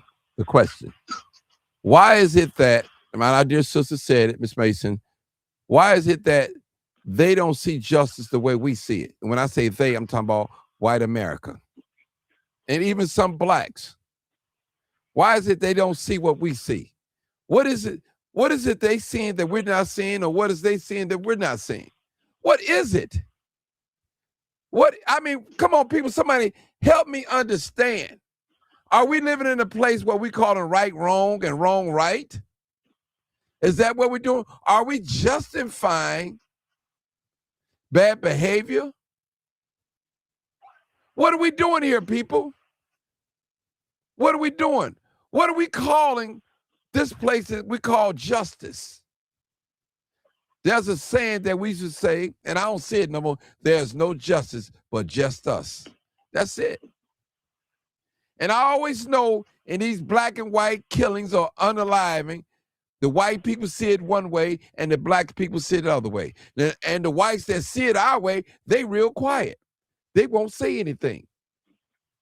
Now, if you get them on one-on-one conversation, they'll agree with you 100%. Yeah, you're right. But in public, in front of their friends and their colleagues, they would never do that. They'll agree with you behind closed doors. Y'all know I'm telling the truth. Y'all know I'm telling the truth. Tell the truth. And what? And shame the devil. See, one thing about truth, they said truth, the butt-naked truth, will undress a dressed-up lie. And that's what we're doing tonight, this morning, this evening, this afternoon, whenever you may watch this podcast. That's what it's doing. We see it. Now, what are we going to do, people, going from this point on? It's definitely going to happen again. It's definitely going to happen again. What are we going to do? What are we going to do? That's what I want to know. Go ahead, sir. Just like Carmelo Anthony's family moved to that mostly all white suburb out there. Yeah. They could have been out here on this side of town and still had that same bad ass $800,000 house. I live in a black suburb. My kids see other black kids on their level. My grandkids see other black kids on their level. See, I've experienced what he's experienced. So when my mother moved us out to the suburbs in 1976, I was living in Grand Prairie, Texas. Oh, we got two callers, brother. High school, I'll make it quick. Go The ahead. high school I went to, they flew the Confederate flag. Was the flag of the school. This was in 1982, when I was freshman year in high school. I know what it's like to walk to school in these white suburbs and people drive by and shoot at you, throw bottles at you because you were walking to school, because there wasn't a whole lot of blacks out there. Please, if you're going to make this kind of money, make sure that your black kids still live around black kids on y'all level. He shouldn't have never been sitting under a tent full of white folks and he's the only one there. Nobody told him. His parents did not tell him because they didn't want him to see the ugly truths of life. The people who live out there where he lives at play for the Dallas Cowboys. Players, the baseball teams, the basketball teams. 5 of these corporations that are out there where he lives are some of the biggest corporations in the world. AT&T, Yummy Foods. All this is a white folks area. He couldn't have got justice on a traffic ticket. Okay, brother. Let me. His parents did not equip him to live where he was living. They did not tell him the rules. I don't want to lose these callers, man. I don't want them to hang up. I'm done. Okay. Let me go to the caller to call first. 8642 is the last 4 digits. 8642. Come on, caller. Thank you for holding. Hey, Martin. Hey. Hey, Martin. How you doing? Good. I want to thank you so much for having this platform. I really appreciate you and all your people on here. You know, you asked the question about why there's a difference between white America and us. Mm-hmm. You got to remember, they're going to always feel superior than us. We always going to be lower than them in their minds. So they're never going to treat us fair. We're never in their mind going to be on their level. It's unfortunate, but that's the way it is. And we've seen this play out with Carmelo Anthony. Mm-hmm. There's no reason he should have got 35 years. Mm-hmm. He should have got 5 years or less. Because we have to start from the root of the problem. What caused it? Metcalf walked up to him. Mm-hmm. Ain't talking about that. He wouldn't have had to pull out a knife. My unfortunate. My only thing I disagree with you. I don't think he shouldn't have got no time because he was defending himself. He hit him one time and got him up off of him. It wasn't no multiple stabbing. He didn't come there with the mind that, hey, I'm going to kill somebody. This wasn't that. He wasn't this type of person. This is a perfect. It wasn't premeditated. Right. It wasn't. Yeah, that's what I want to say. But go ahead. Mm-hmm. Yeah, I got you. And I understand that. But if he would get some time for taking a life or not diffusing it in a different manner opposed to pulling out a knife, you know what I'm saying? And, doing something else. So that's why I say the 5 years or less. Yeah, but I'm done. Okay, thank you. We're going to go to the next caller. Okay, thank you. 9449. That might be Marcus. Hi, Martin. Yeah, hey, Marcus. Hi, Martin, it is. Go ahead. Man, I am kicked off, but it doesn't surprise me. This is America, and this is what America is, whether you vote Republican or Democratic. It ain't got nothing to do with what party you vote for. The fact is, they want to hang that little black boy for defending himself. And what they're saying to black youth, you can't defend yourself against white youth, even when white youth are wrong. But we got these kids out here. Our black kids are fearless. It's going to be more of this happening. It's going to get worse until this country turn around and acknowledge that it has a problem. Trump can clown all he wants to, and anybody else that gets in that White House, they can clown all they want to. It doesn't matter who's sitting in City Hall. If we don't deal with racism in this country and that all-white juror, we should be turning up nationwide for both Carmelo and Cyrus. Well, what happened to Cyrus, too? That was wrong. And people are looking at the fact that, well, it's a picture of him with a gun. So what? White kids post pictures of them with guns. Black kids can't have guns. It don't mean that they're all going out to kill somebody or rob somebody. But you're going to justify a cold-blooded murderer based on a kid's photo and the fact that he was running away and a gun fell out of his pocket or whatever, so they say. But, I mean, he didn't pull it on them. It's just, I think that everybody black in this country needs to be pissed off about what's going on, no matter what level, financial level you own or whatever. Everybody ought to be pissed off because this government, this judicial system has literally said, F black people. We don't care about you. And no, you can't defend yourself. And all this gun law stuff is directed at us. That's why they're passing all these strict gun laws. We got enough strict gun laws. The criminals got the guns. White kids can walk up to you and slap the crap out of you. And if you knock the crap out of them back and happen to kill them, you're going to jail for the rest of your life. I feel that this little boy should be free and that this trial should not have been dragging on as long as it drug on. If you kill a cop, they're going to throw you in jail. But if a cop kill you, he gets a slap on the wrist. I feel like Jason Van Dyke got a slap on the wrist. I feel like that punishment wasn't good enough. He took out Laquan McDonald. He should still be sitting in jail today. But the black people sat down. We stopped marching. We took a break because it was cold outside or it was too hot outside. Just because King and Malcolm X died, we should never have taken a break because we're living in a country that's run by snakes and they know how to slide in and pretend like they like you and they don't. I'm in the media business and I'm experiencing racism by just being down there on the floor, and you know what I'm talking about, shooting the basketball game, not with the teams, but with the other photographers, because they are afraid that the black media is going to come in And once you see one of us, you're going to see thousands of us. Well, it's black people that go to those games. It's black people that that give donations to those teams. It's black people that own stock in some of them teams, but they don't talk about that. But this country is racist as H.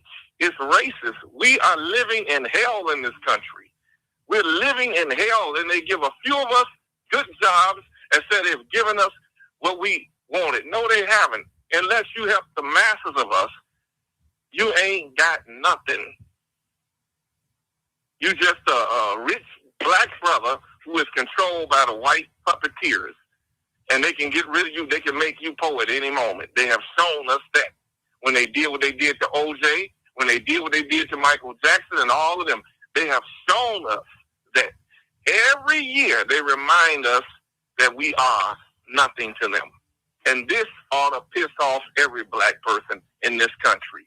We ought not go in these Asian and Chinese restaurants and beauty supply stores or whatever. If we have to get on the buses and go miles and miles to where the whites shop at until they tired of seeing us, then they'll let us have our own doggone businesses in our neighborhood and leave us alone. All we ask is that you racist white people, you racist Chinese people, you racist Mexican people, leave us alone. I honestly feel that black policemen need to be patrolling black neighborhoods. If a white policeman don't like us, tell the truth your neighborhood and shame the devil. And patrol your neighborhood, and you ain't got to worry about seeing black people. That's my comment. I yield the mic. Woo, man! I don't think I can come behind that. That brother dropped a bomb on that. I think that will be it for me tonight. Go ahead. You want to say something real quick? Go ahead. Yeah, real quick. You know what I was sitting there thinking, Martin? Mm-hmm. How about we pull our black kids off those football teams and basketball teams out there where they done built some $500 million stadiums that they doing off of our kids putting they football teams in the state championship. How about all the black kids stop playing sports at Frisco High School, at Memorial High School, and some of these other schools? We can put a stop to this nonsense. You built a $250 million stadium because you got black kids that play good football out there. Mm-hmm. How about they don't play? And see how far you go. Mm-hmm. That's something that we can do. That's something we can do immediately. ASAP, yes, sir. Well, have y'all noticed where are the civil rights people? I don't see none of them. You mean the paid one? Yeah, the paid ones. Master ain't cut the check yet. They did. Al Sharpton is 105 years old. What he gonna do with Texas? He know better to come down here. He ain't stupid. I think we need to stick on this unity thing, this delineation. Of course, what Marcus said, and be read as far as taking our kids and coming together. Disassociate ourselves from these shields, all these people, and be mindful as a FBA, not to get on these platforms and your social media and spread lies and propaganda. Let's stick with truth. And I also want to say, with that child case, that was the most ludicrous thing. In 1800s, if you shoot a man in the back, he was guilty. This was a kid that you chased almost a football field and a half, and it's crazy. You just think about it. In this modern day and time, in most of these 50 states, if you in a car and you hit somebody from behind in your car, whether they living or dead, you dead to the wrong. And that boy got hit in the back. But that Asian man was not wrong in the eyes of white supremacy. Mm-hmm. It's crazy. Okay. And another thing, we got to stop running away from these. When you get called for jury duty, go. Try to make sure you get on any kind of case. Stop running from jury duty. Not to say that that's going to be the end all to us getting justice, because we see the fight is fixed. But at least if we up for jury duty, we give ourselves a better chance. Okay, I got a couple of callers. I cannot believe out of almost 600 jurors that they couldn't come up with 3 black ones, or the 3 that they excluded. Okay. In any case, Bill, if you black, you should have 6 black jurors. If you Asian, you should have 6 Asian jurors, and so on and so forth. all right. All right, we got a couple of callers. 900. Okay. I got 900. Wait, 900. I got one more person in front of you. Matter of fact, let me take 900 first, because Joy, you talked a couple of times. This is a new caller. Go ahead, 900. Go ahead, Hey, 900. Martin. Hey. How are you? Hey, Long time. Go ahead. good to hear from you. So, I remember you had a show about this last year. Yeah, you're correct. I said that he was going to be found guilty. He was going to prison. Sure enough, his son come around, and I didn't hear the show. I'm tuned in late, but I was waiting on you to cover this. I figured you would. But you know what though? This really was not a case of self-defense under Texas law. This was not a case of self-defense. I watched several videos of expert people who are experts on Texas law on the news. They broke down the penal codes and stuff like that. What self-defense is considered how it's defined under Texas law, and what is constituted as self-defense. So this was not self-defense, which is why this case moved so quickly. Initially this case was supposed to have been like 2 weeks, but it wrapped up, in 4 days. Mm-hmm. The fact is, the prosecution, they had 21 witnesses against Carmelo, and even on the defense side, on Carmelo's side, the one witness that he had testified against him. So it was just a weak case. But you know what, though? I blame Carmelo's parents partly for this, because at the beginning, they got him a public defender instead of using that money to get him a good lawyer. And you know what, though? Any smart person, I really feel like he was railroaded. I really do. I feel like the people that he had in his corner didn't set him up properly, because you know what? Also, his parents, if his parents had any lick of sense, and if his lawyers and all the people in his corner in legal trial, including that spokesman he had with the Next Generation Action News Network, they should have told that boy, look, you guilty. The best thing for you right now is to take a plea deal. They should have worked out a plea deal for that boy from the beginning, instead of waiting this whole year to try to fight this case. It just didn't make any sense. They really should have just did a plea deal, because okay, the facts was already. I want to ask you a question. Okay, if this is a slam shut case, the way the experts say that they broke down the penal code, why did the judge allow only 10-second videos, stuff where you can't go back and look at it, sealed stuff? I mean, if it was a slam and shut case, why the judge is putting all these little, these little texts? And that's all I'm saying. And my thing is, I thought first-degree murder is when you come out and you sought to kill somebody. So I don't think that was Carmelo Anthony came out to that track meeting, say, "Hey, I'm gonna kill one of the twins." I don't think I agree with that's not first-degree murder. That's not. I mean, that what they charge him first-degree, that's the wrong charge if they're gonna charge him. And my thing is, that's all I'm saying. If the experts say that, How could you prove? I mean, that's not first degree murder when you come out maliciously say, hey, I'm going to kill such and such. I'm going out this morning, I'm plotting to kill. That is first degree murder. That's what that is. Yeah, that's not. So I don't care what the experts saying. I don't care what they telling us, what our lying eyes can't see or what our deaf ears can't hear.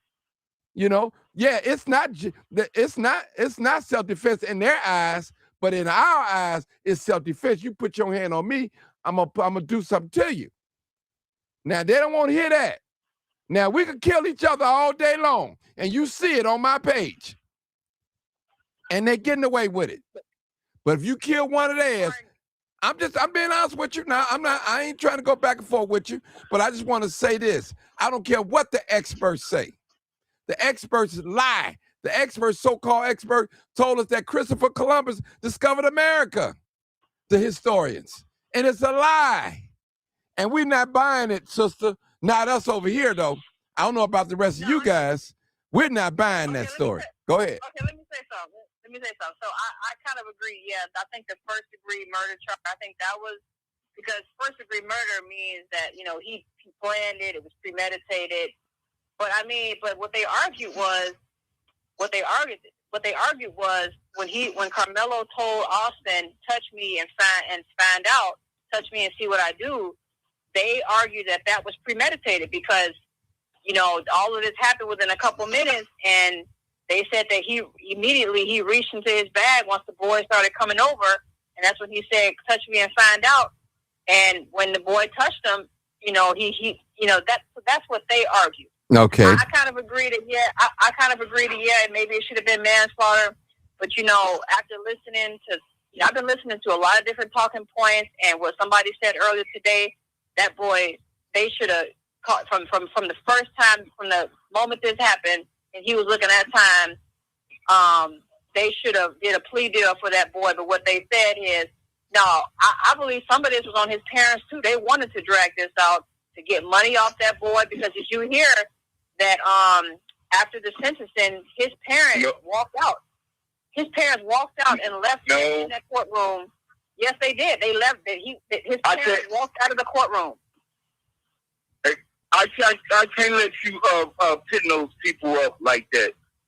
Those loving, caring parents, I don't know if anybody saw, they have came public and made a video, a statement, and it's not AI saying that they made a big mistake in the people that they chose to be around them to represent their son. They have publicly came out with that. The father said it was things that he wanted to do and suggested that they told him to stand down about. Yeah, I believe people, that. Hold on. They wholeheartedly, just like Martin just said, self-defense worked in all these other cases that we just mentioned, and they assume that it should have worked for their son in particular. And you've been listening to, and I've seen them, all these news media outlets, especially Legacy News, and there's some podcasters that jump on board to what white supremacy want them to say, what makes them get paid or feel good about themselves. Black people better wake up and learn, especially the ones that's got any kind of success in this here country, that you didn't get it on your own. You didn't get it because America wanted you to have it. You got it from the grace of God to get us to this point right now, to still see that racism is alive and thriving in America. These media outlets never liked us. These people that's on these juries, these migrants, immigrants, they don't like us. It's just us. And we got some of us that don't like us. When Kendrick Lamar put that song out, it's hitting so much on point right now. They not like us, and it ain't just white people. I'm taking it. He talking about people that look like us in high places. But you know, they not like us. There was something I wanted to say also about the people who were saying that there were no black jurors. And it was like the first thing people were saying that it was an all-white jury, and that was misleading in itself because it was not an all-white jury. It was just there was just no black people on the jury. That doesn't mean it was all white. It's come out from several sources. There still no black people on there. Okay, I just said that. There still was no black people of his race. I just said that. No, I'm just saying it doesn't matter. Okay, there wasn't no blacks on there to give them a fair trial. Okay, but first of all, and those are not his peers. Why do people? Okay, first of all, a jury of your peers does not mean what you think it means. A jury of your peers does not mean people who look like you. That's another. See, that's what I'm talking about. We are so uneducated in the black community. This is why we get railroaded in the court system. But what it has come out that one of the black jurors, it was a male, when they asked him a question, and what got him disqualified from being on jury duty. I had been on jury duty before, and I had been the forewoman. If you don't know what that means, the foreperson. I'm a forewoman. We got the foreman. If you don't know what that is, that's the person who stands up and reads the verdict to the courtroom. See, a lot of us we say the wrong stuff, and we don't know how to get picked for jury duty. But it's come out that the brother who was let go of jury duty, he said, "Oh, I don't think I can put a brother away in jail." That's what got him disqualified, because y'all. But he went in there thinking, "Oh, as long as I'm honest and say this." That's going to get you kicked off because you're being biased. See, that's what I'm talking about. So what got the other one? What got the other one disqualified? Well, what I heard was for the 2 or 3 black women who was disqualified, it's because they were teachers. And yes, that is an obvious bias. You cannot be a teacher when it's happening at a school because you obviously you cannot take one side. You're a teacher. So I understand. So was one of the white women on that jury was a teacher. I didn't hear that. I didn't hear that. I know you didn't hear this. I know you didn't. And when this happened, Carmelo was sick. Hold on. Okay, give me 1 second. Okay, but how do you address? I'm gonna let you finish. Hold on a second, ma'am, please. Number one, he was 16. Since we're gonna be technical, he should have never been in adult court. He should have been in juvenile court because he was 16 years old. When this happened. And when he killed that boy, he was 16. No, he just not. turned 17. You don't graduate high school at 16. We graduated last year in 2025. Okay. He was 16 years old. I have not heard any credible news outlet say he was 16 years old. So I don't know where you got that from. Unless you know him. I live in Dallas. I think you see news outlets. Hold it, Bill. One mic, Bill. Let him handle it. One mic. We don't want to get screaming. Go ahead. I'm done. No, I'm done. Okay. Okay. Now, hold it. The media is credible. Oh, okay. Let me say this. That's a good question too. I want to ask 900. What is a juror of their peers? What does that mean? Explain that to. I'm glad. Okay. I'm glad you asked that. Okay. Go ahead. A jury of your peers. And I'm gonna read it to you. I got it pulled up right here. Okay, read it. A jury of your peers. A jury of your peers means your right to a trial by an impartial jury of fellow citizens drawn from a representative cross-section of your community. It ensures the legal system operates with fairness and reflects the community rather than being controlled by the government. What peers actually means? Fellow citizens. In the modern U.S. legal system, a peer does not mean someone who shares your exact age, race, gender, or profession. Instead, it refers to any adult citizen in your judicial district, your community, who is eligible for jury duty. And so this is what I'm talking about. We do not understand these simple things, and we get railroaded and we make ourselves look stupid because we're going around saying a jury of your peers, meaning that means people who look like you.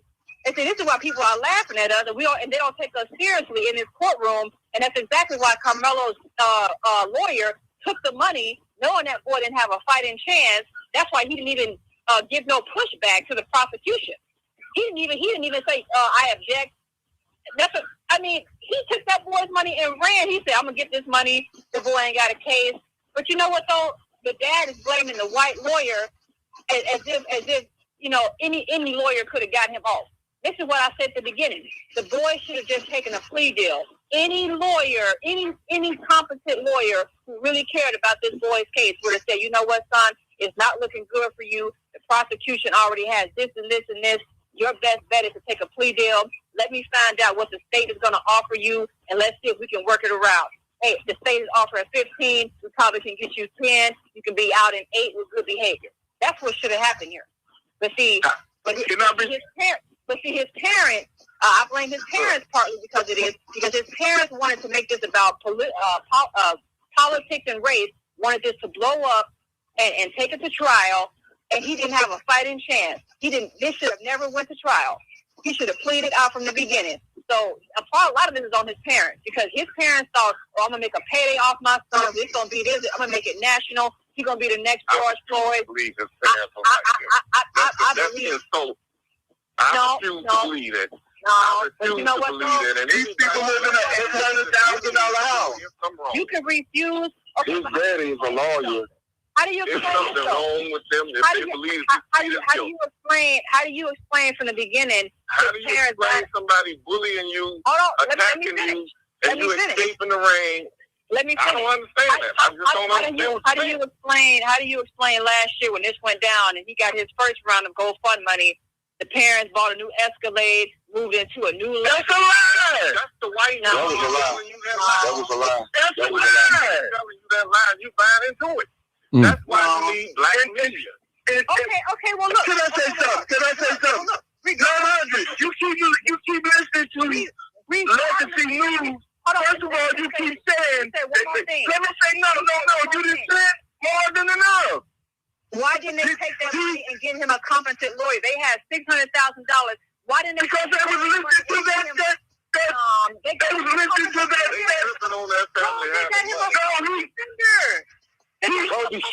Toby Shook is a good lawyer. They hired a good lawyer. Toby Shook. I know his name. Toby Shook is a good lawyer. And he got a lot of people off. Yes, he's a good lawyer. But he's not a murder lawyer. I'm talking to Martin. Okay, go ahead. Martin. I'm listening. Please. It does not take a rocket scientist to understand that it don't matter if they didn't have no money. It don't matter if they had $100,000. Common sense should have been like, look, we are not getting a public defender for a murder trial. That is just insane. That's crazy work.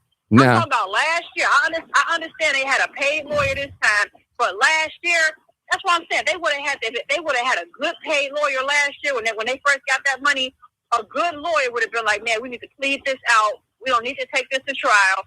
Martin, am I right on this? Now I agree.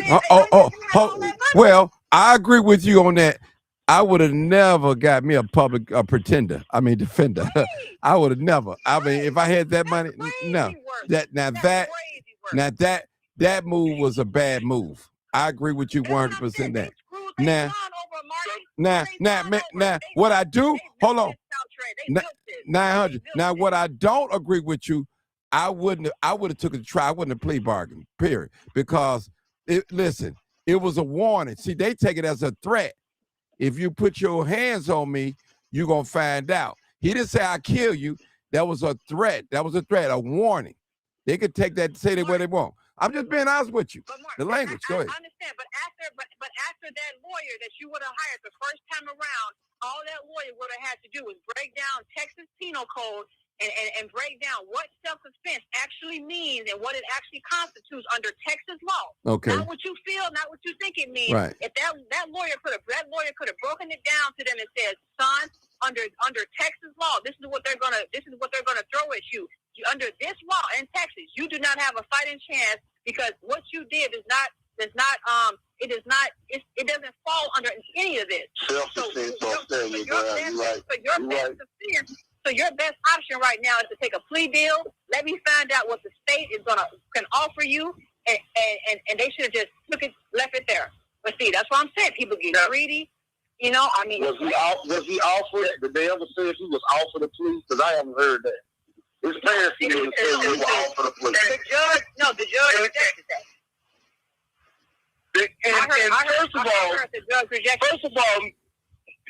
First of all, the judge can only. I don't know about last year. This time around, the judge. That's what I said. I knew he was 17. From the beginning they said he was 17. I mean, come on now. The judge has the right to decide on the plea deal. Do you think that those same people, this system that stacked the deck with all the evidence, was going to offer him a plea deal? They had no intentions of offering him a plea deal. Mm-hmm. And you cannot believe. Hold on. Can I finish, please? You cannot believe we sitting up here telling each other and our black people that you cannot depend on this system, and this system is ran by Legacy News. It's the fourth branch of the government. And you cannot depend on what they say. They told you, they got you believing these people bought Escalade and a new house. They already lived in an $800,000 house. These people have had to move on so many occasions. From what I've gathered, they had to move 8 times. Listen, all that don't matter. Whether they bought a new house or a new car, why didn't they take? They didn't buy a new house. Okay. They didn't buy a new house. Okay, like I said, it don't matter if they did or not. Okay, they did. Let's say they didn't. It doesn't matter. Why didn't they take that money from the beginning and get him a paid lawyer from the beginning instead of using a public defender? Because like I just told you, had they had a competent, high-paid lawyer who getting paid $400 an hour, he probably never would have even went to trial because he would have advised them. So my understanding, Chuck used to be a public defender. He's in private practice now. No, he was a prosecutor. Okay, well, he's got. He was a prosecutor. I'm looking at his resume right now. He's a prosecutor for 10 years or whatever. What it comes down to is his family did not have proper knowledge of representation. So even if they didn't hire a public they should have hired some kind of competent legal counsel with all of that money. They should have hired somebody to advise them. They were listening to that Negro from the national whatever network that he came from and other people. Now, hold on. They put a freeze on the GoFund. It was up to 800,000. They sold it at 600 and some thousand because people believe what the media was putting out. What you said about they bought an Escalade. They didn't buy no Escalade. Why are y'all still talking about Escalade? We're not talking about that no more. Why are y'all still talking about that? That's besides the point. Because you brought it up. This boy's in prison now. What are we going? We need to talk about that. We need to talk about how he got in prison and how he was railroaded. My case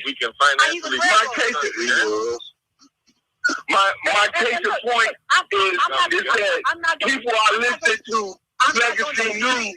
I'm not going to disagree with y'all. I think there may have been some kind of racial aspect here that the prosecution used to their advantage. It's Texas. There's a picture going around supposedly that the Austin Metcalf's dad is friends with the judge. They all in a picture together. So it's possible that he knew the judge. So I'm not going to rule out the fact that there was some. It could have been some colluding on the prosecution and the defense side. I'm not going to rule that out 100%. But the fact is, that boy was guilty though. He was wrong for that. He was wrong for what he did. And you know what though? On a human side, yes, he was. Okay, all right. Well, you keep thinking that you're gonna end up where he is. That's what you tell No. But he was defending himself. You're gonna end up where he is. And if we continue to let these white people do what the hell they're doing to us, They're going to continue to do it. But these black kids today, he could have walked But- away. But let me say this, Bill, Bill, let me say this. Let me say this. Let me say this. Let me say this, y'all. Hold it. Let me say this. Let me say this. 900. Let me say this. Hey, y'all, hold one mic. Let me speak. Let me just say one thing. Every man is your God-given right to defend yourself. Now, if Austin had never put his hands on him, we wouldn't be talking about that. Then y'all say, well, if Carmella would never stabbed him, we wouldn't be talking about this. They both had an option. Hold on. Listen. First of all, and I said this before, if you want a professional fight, get in the ring. When you out here on these streets, you cannot justify what I'm saying. That's not a ring. That's not a professional setting. What I'm saying for a fight. But it's the street. It's not. It wasn't a referee there, so it's no. Listen. Listen. Okay. Listen. I know it. They was on. But listen. Let me just say this to you. Let me say it wasn't a knife. It wasn't a knife. Okay. Now it wasn't a knife. 900. You've been following this case. It was not a knife. What was it? It was a piece that come off like a cleek. You know, it's a sharp object to come off a cleek. I thought you was watching this, paying attention to this, all the detail. But anyway, let me get back to what I was trying to say. They said it was a $13 pocket knife. Okay. No. They used something they used for track. Right. But they said that in the court meeting. They pierced the boy's heart. Okay. Listen. Let me say that he wasn't even going to survive. That it wasn't survivable. According to the person who did the autopsy, it wasn't even survivable. Well, okay. Oh, first of all, let me tell you something. Hey, y'all, hold on. Let me just tell, please, everybody quiet for a minute. I'll let you talk. First of all, I'm in media. I don't believe everything I hear and see either. So because they say something in the court of law, that don't mean that it's morally right or it's right, period. Now, you may have laws to say what is justified or what is not justified. But my thing is, you put your hand, come to Chicago and put your hand on some of these young people and see what happens. Matter of fact, I'm going to go further than that. You put your hand on some of these white people and see what happens. They're not going to play with you. they're going to shoot you dead. Trust me. Go in one of these sundown towns. Hold it. Go in one of these sundown towns and think you're going to put your hand on a white person and you think it's going to be sweet. No, you might not even be able to tell about it. Now, everybody else can call self-defense but us. But when it comes to self-defense, every little penal code they going by it in the book. Oh, he should have did it. But when we do it, it's a problem. It's a problem. So we're not supposed to, in America, defend ourselves. I'm supposed to turn the other cheek, do the Christian thing. You hit me on one cheek, I'm going to turn the other one. Right, and pray. That's what we're supposed to do. So if somebody threatened me, put their hands on me, I don't say nothing. See, we're not living in the Martin Luther King era at all. These young folks are cut off from a different cloth. And I don't care what nationality they are or ethnicity they are. They fight all day. We see these fights on the internet. White, black, Hispanic, Mexicans fight. They fighting. We fight. Depending on what you watch, what algorithm that you watching, it may be all blacks. It may be all whites, depending on what algorithm that you choosing, whether it choose for you, what you watching. So what I'm saying is, people, don't be fooled. Don't be docile. And I understand what 900 is saying. Now, most black men, if they know that they have a jury trial with no blacks, predominantly white, what's the likelihood they getting off? Very slim. We have a courthouse here in the state of Illinois. It's called Markham Courthouse. They have a 99.9 conviction rate. 99.9. People know when you have a case with them, more likely you're going to come out with something. Probation, penitentiary time, you're going to come out with something. It's a rare that you get away without having anything, something.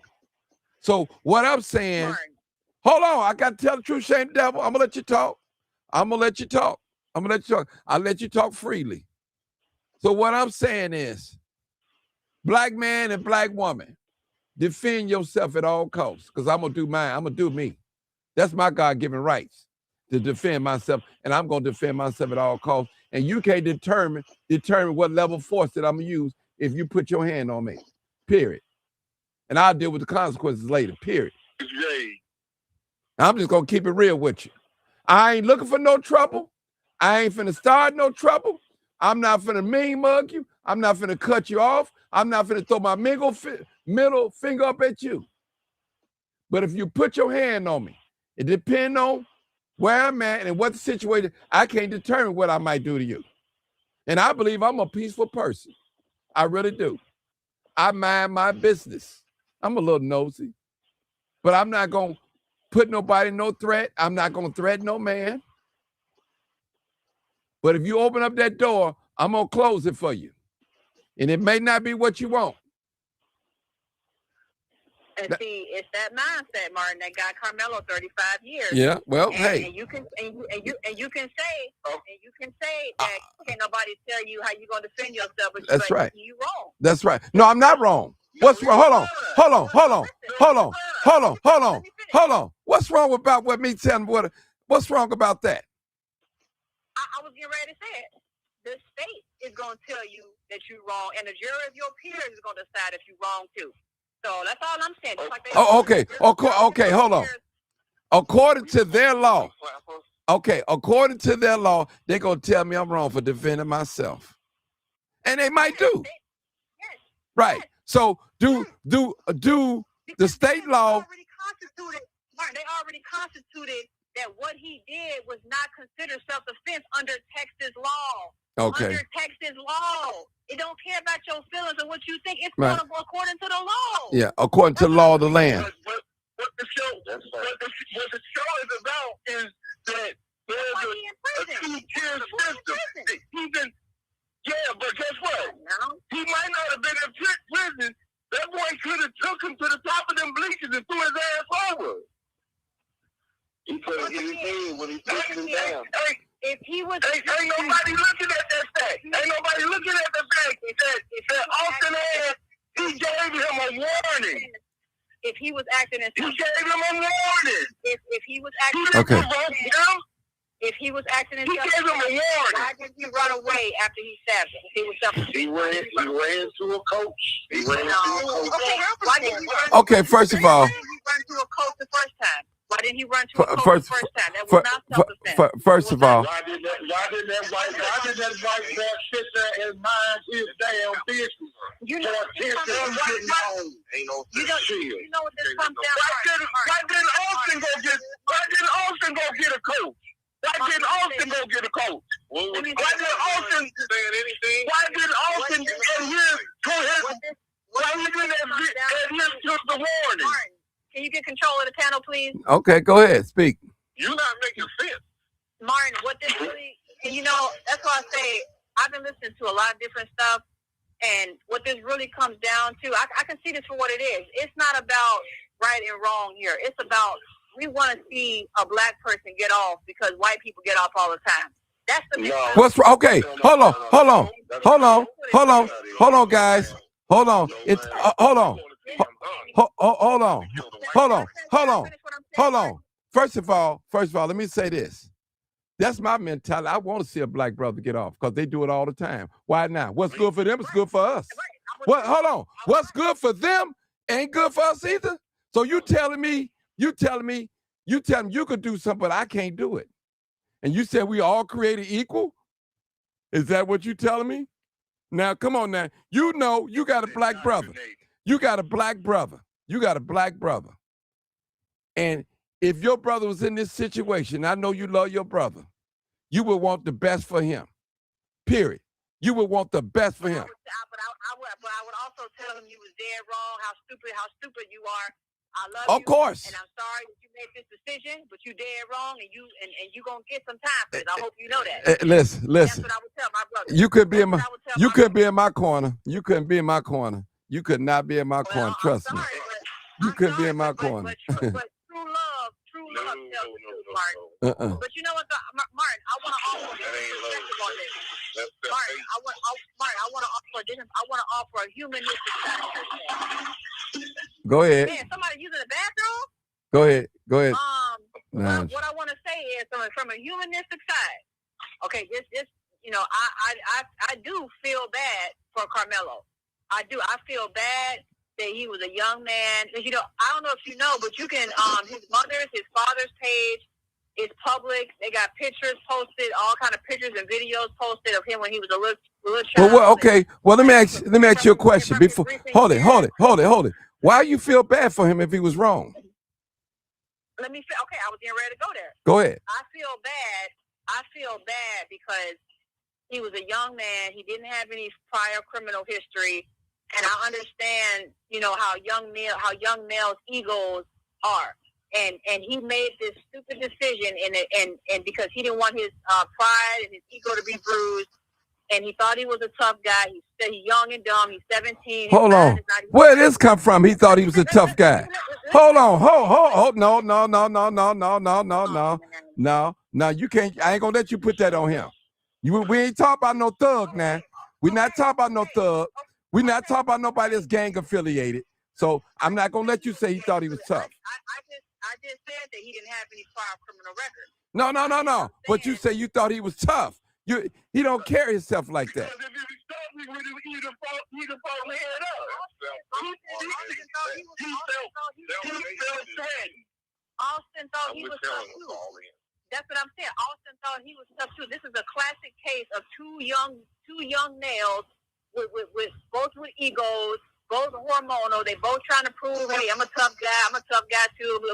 Let's do this. And in the heat of the moment, because he let his emotions get the best of him, and I feel bad that he did that. Let me finish. But not all. Let her finish. Go ahead. Can I finish? Go ahead. Austin was not the one who stabbed someone. Carmelo did. It was a bad choice, regardless of what you want to say. And so I'm sorry. I feel bad for him. I really do. I really feel bad for him because his brain is not even fully developed to comprehend what he just did. And I'm sure when he was in those handcuffs and before he even got this prison sentence, I'm sure that he was wishing that he just would have walked away or he just would have made that decision because, whichever way you want to look at it, this boy has thrown his life away. He was on the right path in life. It seemed like his parents was raising him right. He had a very privileged life, it seems like. And now this boy gonna do at least 17 years because he ain't gonna get parole the first time. So he's gonna do at least 20 to 25 years, if not the whole 35. So this boy is looking at 53 years old before he gets out of prison. His whole life is gone. His whole young manhood is gone. And I feel bad for him. Okay. Just from I do. I feel bad for him for that. Because I don't believe he was an evil person. Okay. And I think that he can come. I think he can come out of this rehabilitated. Let me go to. Hold it. 900.900. Okay? Let's go to the next caller real quick. I believe it's 70. Is that what 0 or 1 2 3? Come on, 1 2 3. I haven't heard from him in a while. Come on, 1 2 3. How you doing, Go ahead. We need to forgive him. 900. Let somebody else talk. Okay. Go ahead. Real fast, I just want to say it's an unfortunate situation on both sides. Do I think the young man deserves 35 years? I don't. But do I think he deserves to take another man's life because he was shoved? I just think he could have played it different. But to answer your question, will he get a fair trial as a black man? No, we know we not. It's not equal in the eyes of the law, and we know that as being black men and women. So we have to play it a little bit different. That's just the way. That's just the way it is. And we can fight to change that and work towards changing that, but it's not going to be a fair trial for a young black man in that situation. It's just not. So we can sit here and argue all day about who was wrong, what he could have did, what he didn't do. The fact of the matter is he didn't do it. And a young man lost his life in the meantime. So, I mean, and if this is your son that shoved somebody and got stabbed in the chest and died, I'm pretty sure Carmelo didn't mean to kill that young man. He probably was trying to defend himself, but he defended himself in the wrong manner.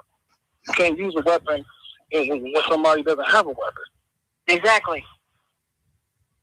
Okay. And you're right. I don't believe now, hold on, y'all. Hold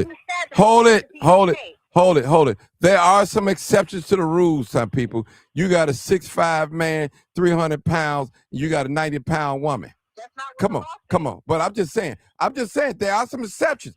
Listen, every law, hold on, listen. 900, every law have exceptions of the rule. Every law. There's nothing written in stone says something. There are exceptions in the rule. Anytime you can put in a law, which is not in Texas, say, how could a person defend himself? You chasing somebody, you shot him in the back, but you claim self-defense. What's that? I mean, come on now. Make that make sense. But they ruled in his favor. The juror did. They ruled in his favor. We all know that wasn't right. Now, you cannot justify that verdict at all. That verdict is just crazy. Crazy. Well, somebody said, well, he had a gun. Did he have it in his hand? Did he point it at him? And we really don't know if the gun was his or not, because we wasn't there. But let me go to the next caller. Come on, next caller, 513. Yeah, hurry up. Come on, bro. Why did he have a knife? I didn't get that part. But listen, why you got a pistol at home to defend yourself? That's why, you know. Okay, all right. But I'm just saying, why you got a weapon, period? You shouldn't have no weapon. If you don't believe in self-defense, you should not have no weapon, period. Period. That's what I say. Austin went at home, yeah. And he didn't have no right to put nobody in But y'all, hold it, Bill. First, what we're missing here, this is what we're missing here. It was 2 against 1. That's what we're missing here. Yeah, it was 4 against 1. 4. Okay. That's what we're missing. But let me get this long distance call before we 513. Come on, 513 area code. What do you have to say? Hey, what's up, Mr. Mark? How you doing, sir? Hey, how you doing, man? Great. Hey, it's a sad situation on both ends. He could have, both parties could have prevented this from happening.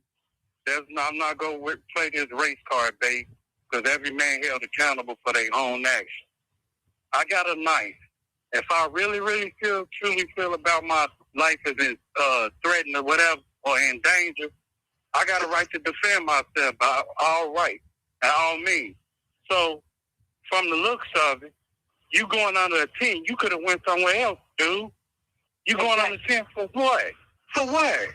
It seems like you want somebody to man, no, forget that. He was there first.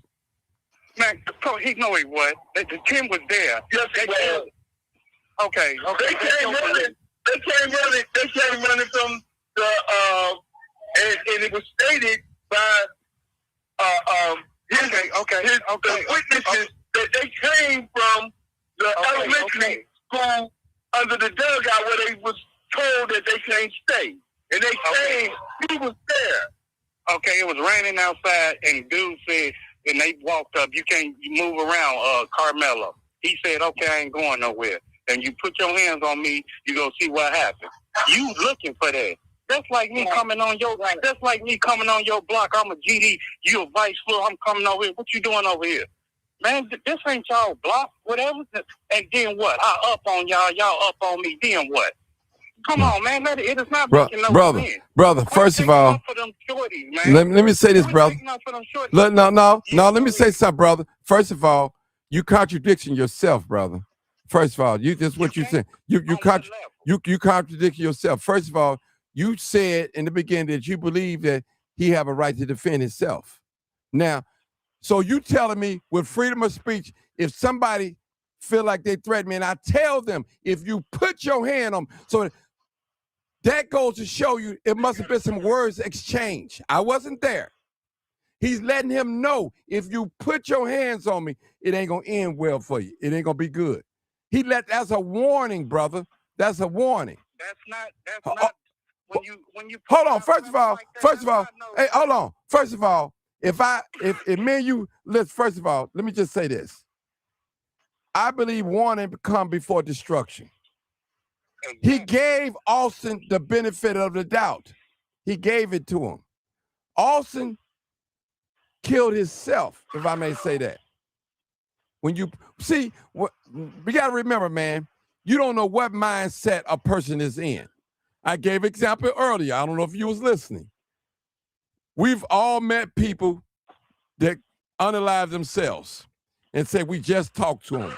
We were just finna kick it. It didn't seem like nothing was wrong. You don't know what mindset people are in when you do something to them. Hold on, sir. I promise you I'm going to let you talk.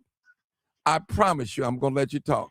So what I'm telling you, you can't put your hands on nobody, then determine what level of force that they're going to put on you. Whether it's a law or no law. You don't know what people's mindset is. We're not living in that type of world, man. If you want a fair fight, if you want a professional fight, go put some gloves on, go get in the ring. That's what you need to do. But when you out here in these streets or in these settings, this is what's going to happen to you. Period. That's all I'm saying. That's what I'm saying. Listen, because the law of the land, I don't believe in same-sex marriage, but it's the law of the land. Now, do that make it right? Somebody talk to me. I don't believe in, hold on, that don't make it right. So because, hold on, but it's the law. It's the law. It's the law.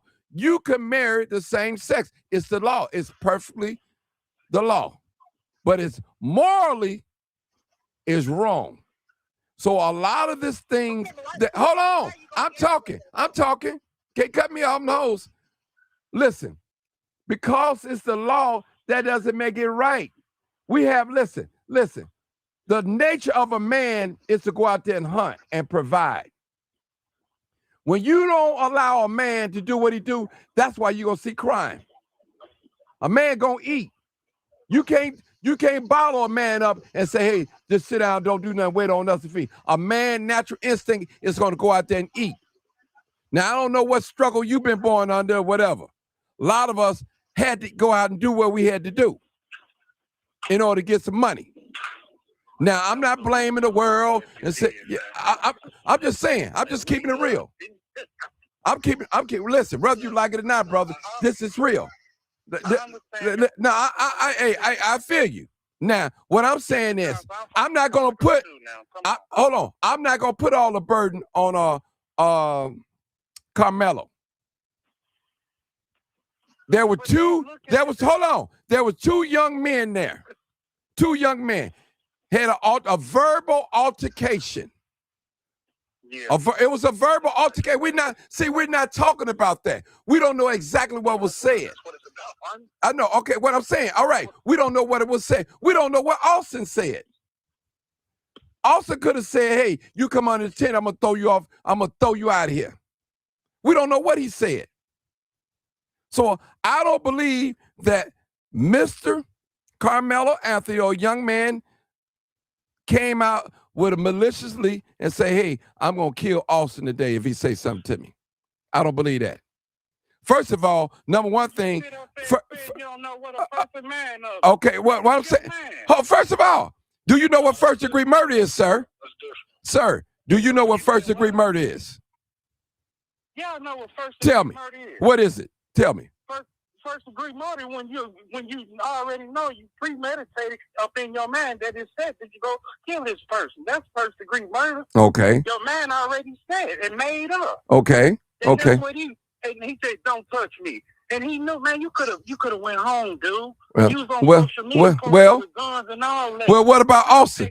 Well, see, okay. What about Austin's responsibility? What was his responsibility? He was on the same. That was Austin. Hold it. I'm talking to him, sister. I'm talking to young man. Let me talk to him. Hold it, 900. I'm talking to 500. Well, 513. He was on that same mess. What accountability? What accountability do Austin take in this? What he should have took in this? I'm asking you, sir. I'm asking you a question. Answer the question. I'm asking you the question. Okay. Now, what if? Hold on. What if he wouldn't have put his hand on him? What? Now I can answer that. What if? What if? Okay, if he wanted to take accountability, he could have. I'm not making no race thing. No, bro. You ain't got to listen. First of all, you ain't got to make no race thing. We talking facts here. I'm asking you as the host. What if Austin would have took accountability and not to put his hand on him? We wouldn't be talking about this right now. It's the same thing, man. No, sir. I'm asking you. No. We ain't talking about no white and black. We talking about what's right.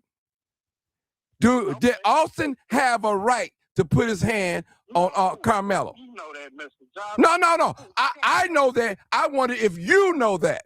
That's what I'm trying to find out. No, because if I come put my hands on you, you go reach out and touch me like AT&T. So no.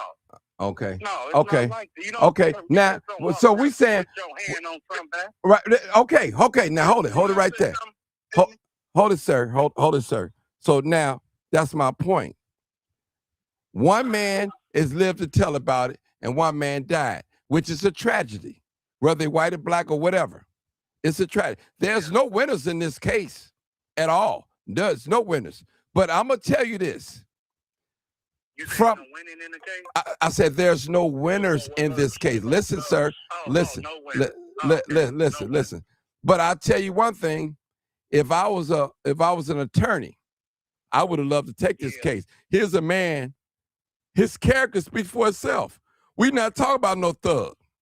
We're not talking about no street person. We're talking about, he had all the characteristics of a good guy. And the very person that died was the terrible person. Broken up home. Come on now, let's be real. Now, if the tables would turn, we'll be talking about difference. Now, most of the time, why is it that when black people commit a crime, we go into their background, they got to be perfect. You can't ask for a better candidate than Carmelo Anthony, a young man, doing everything that he's supposed to do as being a 17-year-old. You can't ask for a better person, a character. Why you think the judge didn't want to talk about his character? Because they know. Delivery of the lawyer too. How he handled it. Did he come down real hard like a Johnny Cochran type person? But no, that white man ain't about to go against his counterpart. He ain't about to go against. He ain't probably presented the case fair. Oh, okay. Hold it right there, sir. Sir, let me ask you, sir. Let me ask you a question, sir. I'm gonna ask you a question. Do you believe that if a white person unalive, a black person unalive a white person, they have a fair trial in this country or in the judicial system? Do you believe that? It depends on the situation. I just yes or no. No. I need a yes or no straight up answer. Do you believe if a black man, I'm asking, bro, I'm not gonna let you out of this one. You're gonna answer the question. You ain't finna deflect. Yeah, no. Listen, do you believe if a black man unalive a white man, that he can get a fair trial in this judicial system? Yes or no? It depends on the jury. I'm gonna go to the next. Hey, bro, I'm done with you, man. I told you I need a yes or no. If you're gonna answer yes or no, I'm asking you a question. You probably can't. It depends on the. No, bro, come on now. Well, hold on. First of all, are you black? Are you black? You know, I don't know what you are. Man, come on. I'm asking you. You might identify as something else. From the south side too. Come on, man. I'm a black person. Come on. No. So, okay. Okay. Do you have, okay. Okay, let me ask you a question, sir. Do you have a criminal background? Come on, man. I did 7 years. I don't know what you got, brother. I don't know you. I'm telling you. I don't know you. I'm asking you. So when you did them 7 years, do you think your trial was fair and just? There was evidence on there. I'm asking you a question. Sir, can you answer me yes or no? Can you answer me yes or no? Do you think your trial was justified? Yeah, I knew what was behind it when I was in the street. Okay. I knew it wasn't fair. You know, it was a game I was playing. No. That ain't what I'm asking. I'm asking you in the court of law when you was being tried and prosecuted, do you think that it was fair? I took a plea though. I took a plea because I knew if I would have played with them people, they would have gave me them heavy numbers.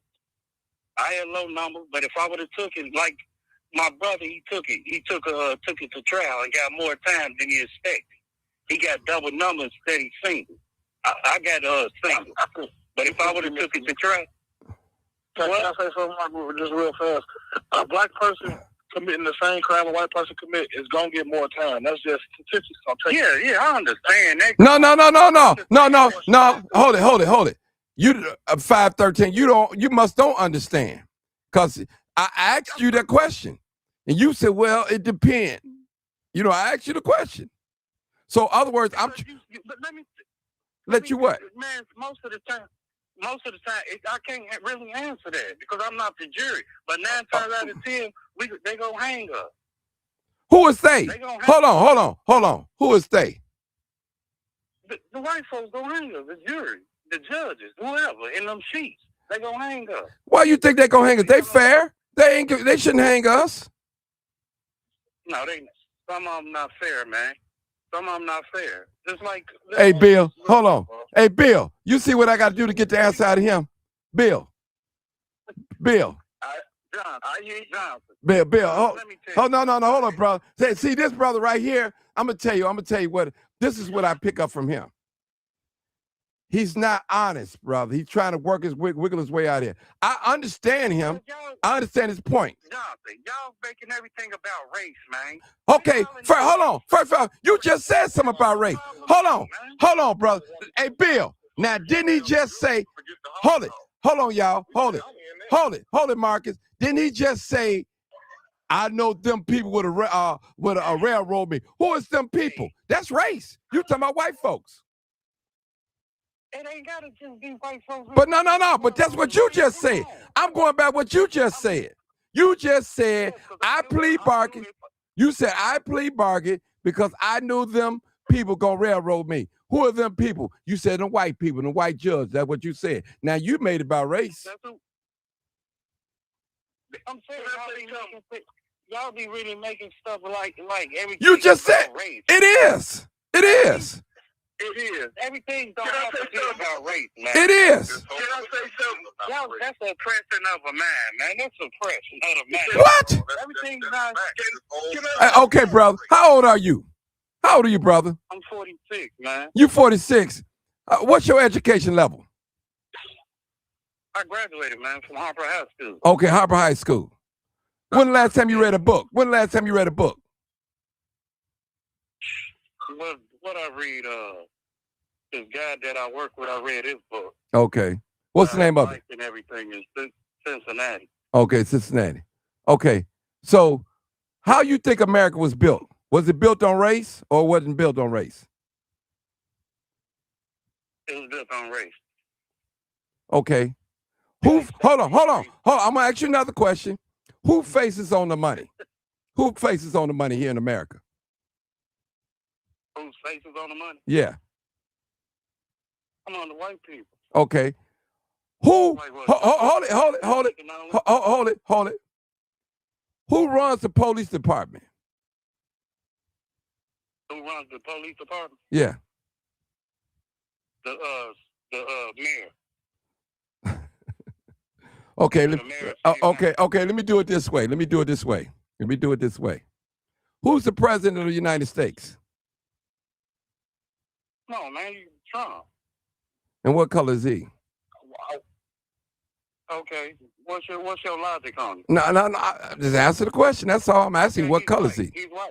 Okay. He's Okay. He's Okay. saying the white man run everything. I'm not talking to you, 900. Okay. I'm talking to this gentleman. These two men are We can talking. have black- Okay. So we can have black slave owners Okay. Listen, sir. that ran the black No, slaves. that. So what Hey, is he saying? listen. If you follow me, you'll find out what I'm saying. So let me just do it in a nutshell.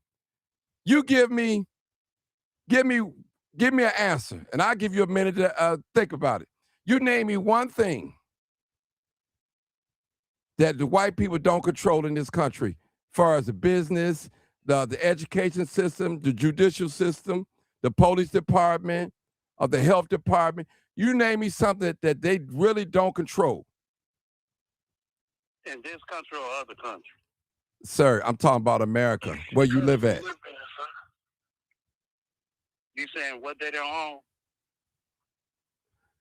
I would say the car industry. Who own the car industry?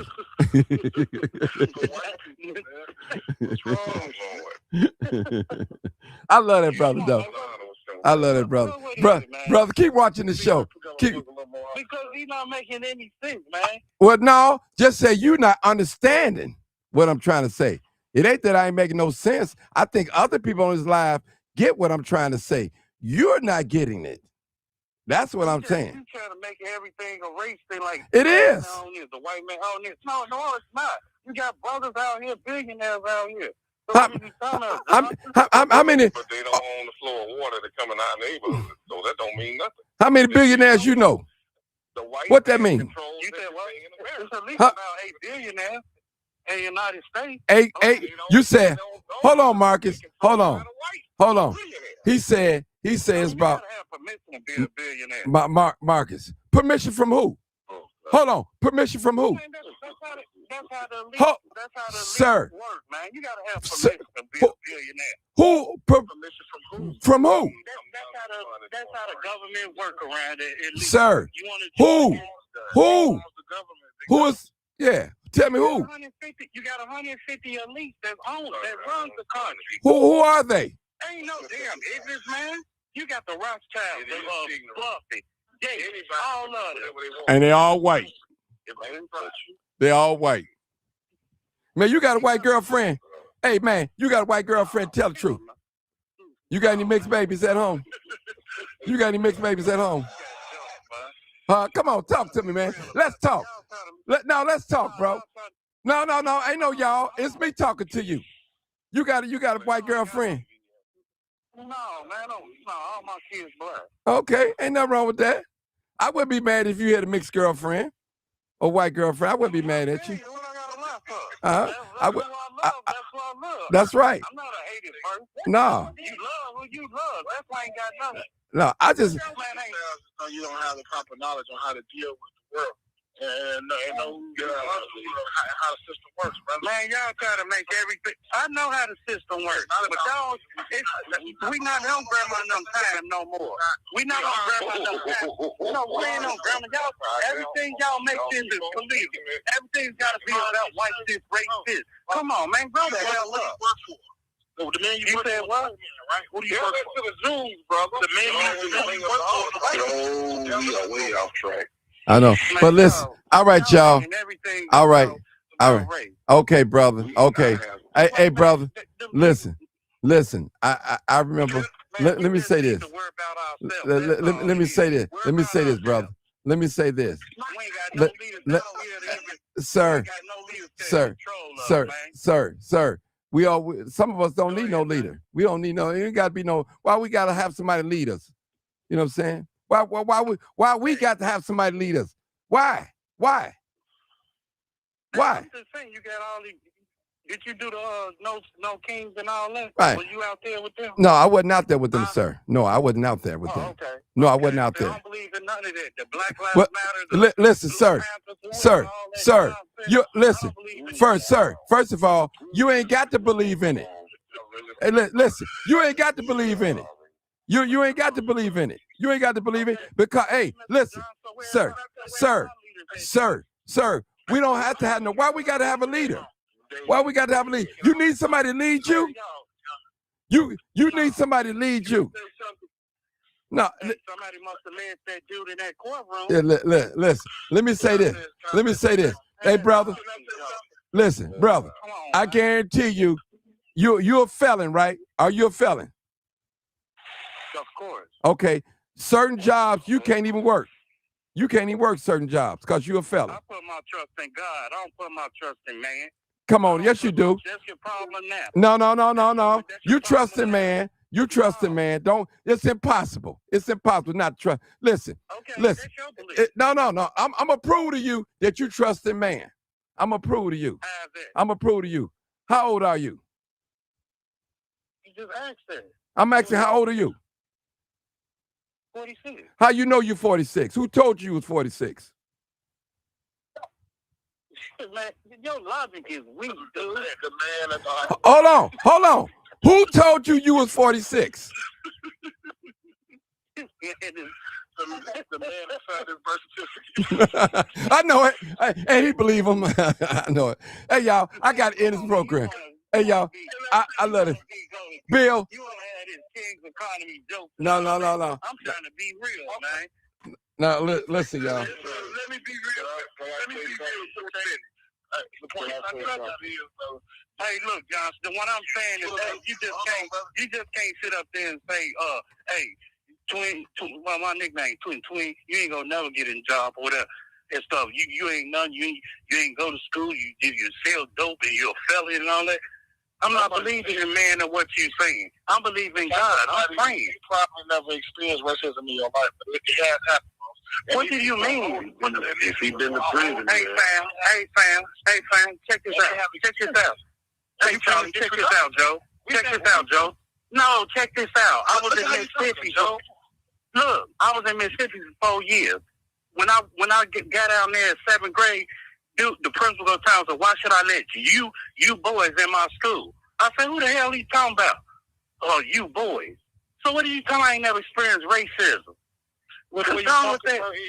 It didn't affect you. It didn't make you smarter because then you would have a better understanding. Because everything's got to be about race, about y'all black folks. What you mean? Every time I'm coming. Can I say something? Every time y'all talk, it's everything got to be about race. Race is this, race. Come on, man. Well, can you feel all about race, man? I want to say something every night. So what is that? Man, we want to say something, man.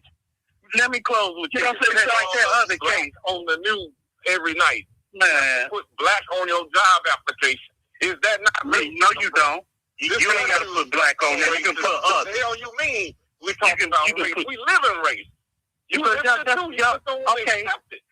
Okay, talk about since y'all vote and all that stuff. Talk about how to take care of these kids from stopping getting stabbed and all that again. Talk about that. That's what Martin is doing. Martin on the street right now. I know what Martin is on the ground right now. I know. Come on, man. I know what Martin do. I look at his videos and stuff. Why you think I call in? But I'm saying this. We don't have nobody really to stand up for us. You called in to argue. Oh my! No, I'm not doing that. I want to say this. Let me just say this. I want to go back to the Carmelo Anthony case where they didn't demonize this boy to the point that we got black people on here talking about laws in the penal system when white people that wrote on everything, like everybody been saying, they own everything. They have wrote all the laws that's in their favor. You on here defended this situation between white supremacy, defending it when and demonizing Carmelo Anthony, and 900 even going as far as to dig into his parents that's doing the best that they can and uplifting him and raising a product that's unlike the rest of our young black boys. Where was the humanity in Austin to throw not only Carmelo and not saying using the race? I'm gonna take away the race. Why would he want to throw any human being out in the rain when him and his mom and mostly tell the truth won't even put and shame the devil? At the end of the day, man. Hold on. Let me finish. You done had the flow. We got you on here and her when the show is about the two-tier judicial system. It is about racism and black and white. That's exactly what the show is about. We just show cases. These ain't cases from 50 years ago, 20 years ago. They didn't bring up 2 or 3 cases that happened in the last 2 to 3, 5 years. One in the same week that they convicted this boy. And you and some other people gonna keep saying, why you bringing up racism? Because we living in it. And we tired. We tired of somebody telling us about our place and you need to forget about it. Why you always bring it up? Because it keeps fucking happening to us. And we tired. Okay, who's defending? And we don't need nobody else. We should defend ourselves. You do it like Mike said. Oh, you see, my man. Don't you do that?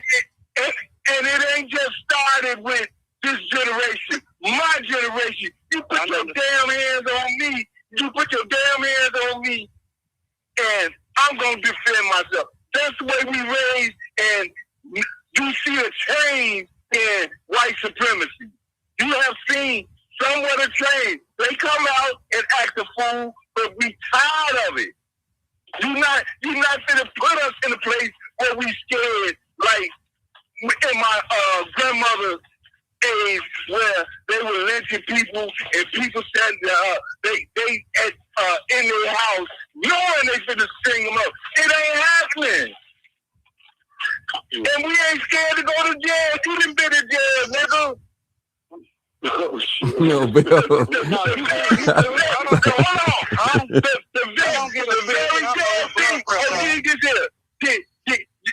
The very thing that these people afflict on us is what they are afraid of. We ain't scared no more. We done been in jail. What the worst of us is what they put in us. The worst of us is what the worst of them is. That's facts. Okay, y'all. Can I end it? The truth. You know what we doing, what these kids doing right now, what I did is been conditioned. We done had all sorts of things afflicted on us. And we are the very mirror of what they were when you look at the cowboy movies and they hit already about discovering the Wild Wild West. The saloon, the home, all of that. That was them. That little boy was raised properly, man. Don't make an excuse for this. He was raised properly. Man, he knows what right from wrong, man. No, he defended. We know right from wrong and everything. Guess what? And then if he would have just stood back and allowed him to do whatever it was, kill him. No, that ain't supposed to happen. And then the most crucial. Hold on, no. He could have just left. The main place that y'all forgetting, everybody in America is forgetting that boy at that time, Carmelo Anthony, was standing there surrounded by people that was behind the Metcalf boy.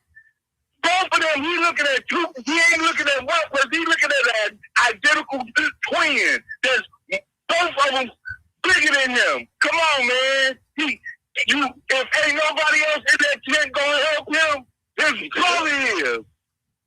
That's what y'all ain't looking at.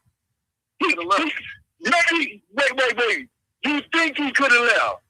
That's what your mind say, because that's what you conditioned to say.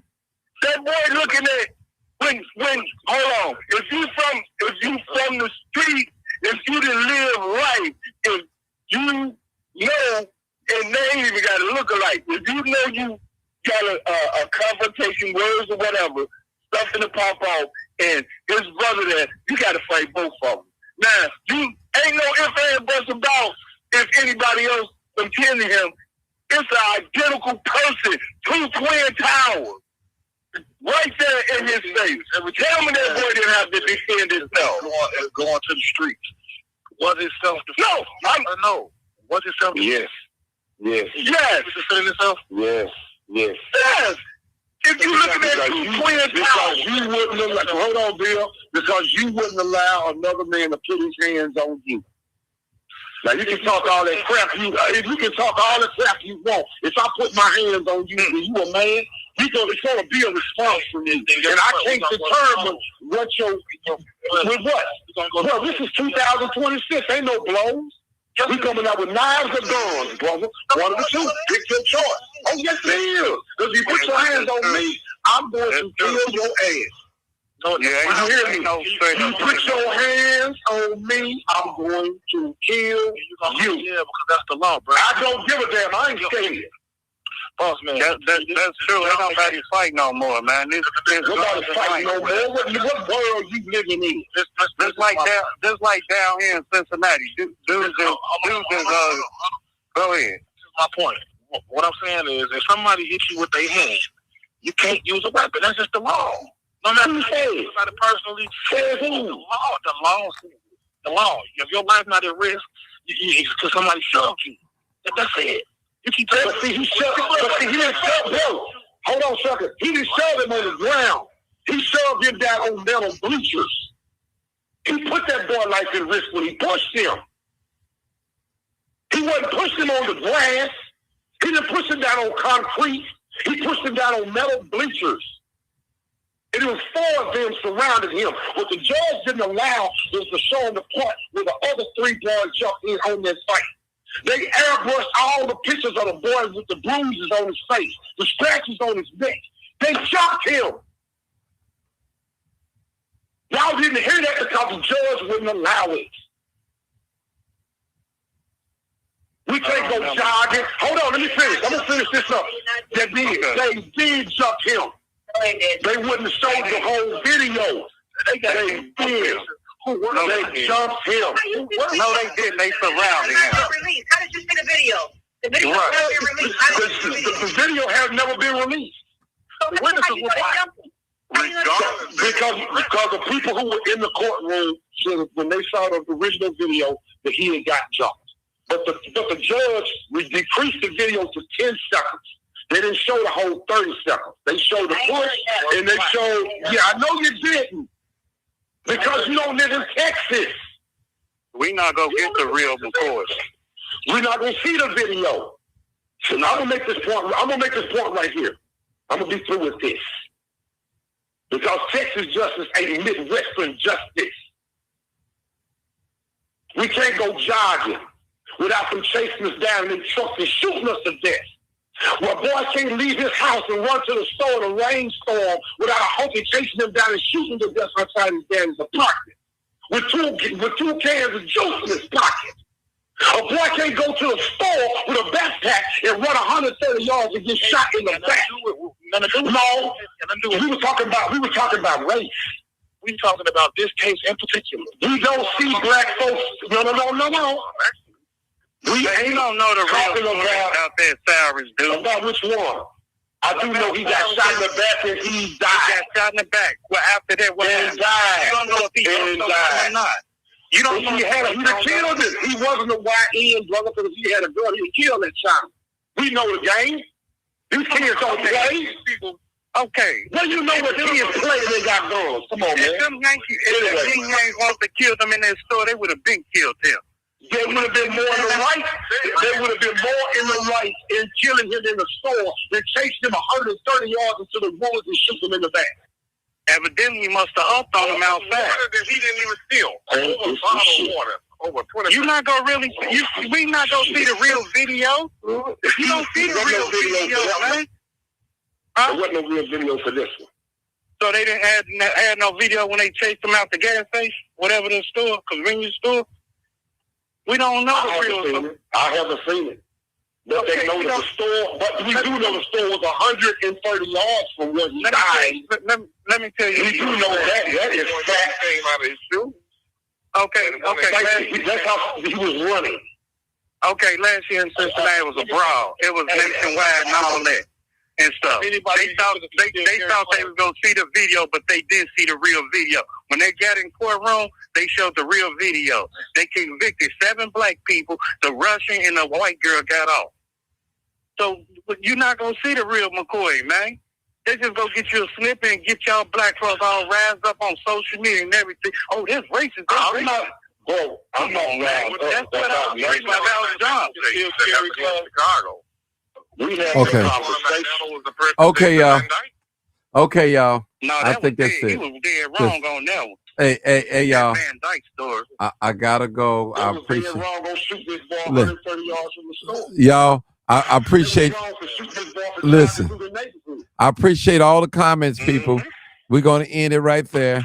We're gonna end it right here, right here. It's been 3 hours and 1 minute, so I appreciate you.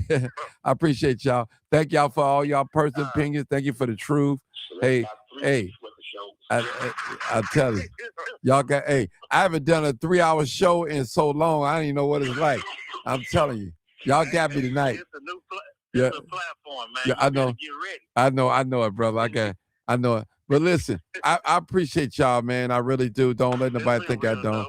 And listen, and that's what I tell people. Now, I'm gonna be honest with y'all. Let me keep it real honest with y'all. I don't know no other show that live like mine that you can call in and have a different opinion than me, and I'll let you talk. Because most people, if you got a different opinion of them, they're gonna hang up on you. I don't do that. That's true.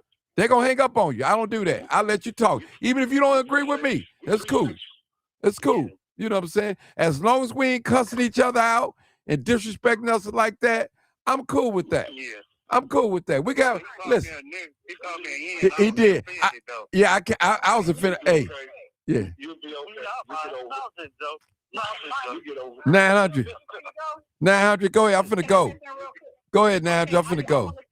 I want to say that we should really pray for Carmelo that he asked God for forgiveness. God will forgive him for this if he come to God and ask for forgiveness. That's the most important thing. That's the most important thing. Like I said, we need to have some humanity. He's still a human being. I don't think he's evil. If he asks God for forgiveness and repentance, God will forgive him and he will make it into heaven one day when he dies. So that's the most important thing here. You're already going. Okay. Praise God. So all right. I hope that he finds Christ in prison because they give out Bibles and he preaches to other people. That's the most important thing here. He's still a human being. I feel, like I said, I feel bad that he made this choice. He threw his life away, but it's not over. Listen. He can come out with a fresh start. I feel bad for Austin too for putting his hand on him. I feel bad for him too. Yeah. I feel bad for Austin too. Yeah. But have mercy on Austin. Yeah, you got to have mercy on Austin too. Carmelo can be forgiven and make it into heaven. He can be forgiven. Yeah. It's not too late for him. He can God already forgave Carmelo. Trust me. No. God asked on the man. No, I can't let you in like that because I'm a minister. God is not happy with what is going on in this country with the government and how they're treating his people. His people. We are his people. Okay. Everybody. I'm trying to bring it to not happy. You're trying to demonize this young man, and I just can't get that. No. I can't get that. That's why these kids, that's why these black kids are acting the way they're acting. Because us black elders be trying to demonize them. I just can't let you close out like that. I'm going to pray for you that God will give you a clear understanding at things of what's going on in this country. Carmelo. We need to pray for him. And I'm going to pray for you. Carmelo is already taken care of. I don't know what God you praying in. Here we go. The God that I will see. All right, Lord, I'm out. Okay, y'all. I'm out, Martin. All right. Okay, I'm done. I can't just let you close like that. Hey, Martin, we can talk. We can talk in private about Okay. this later. Okay. Another time. I'll call you tomorrow. Hey, you can call me tomorrow. I just got a Zoom meeting tomorrow. You can call me tomorrow sometime tomorrow. Okay. That'll be cool. What time your Zoom meeting? I think it's at 12 o'clock. I think 12 or 1 o'clock Chicago time. So, okay. I'll So, call you tomorrow. We can talk about this. okay. All right. All right, guys. Y'all already know what it is. I'm going, You already guys. know what it is. Live, uncut, unedited. Tell the truth. And what? And shame the devil. I I love love being being black. black. All right, y'all. Thank y'all so much. Share the video. Share the video, people. I can't wait to see what the little clips look like on this one. Peace out. I can't wait to see it. I can't wait to see it. In the video. Bye. Bye. All right. In this.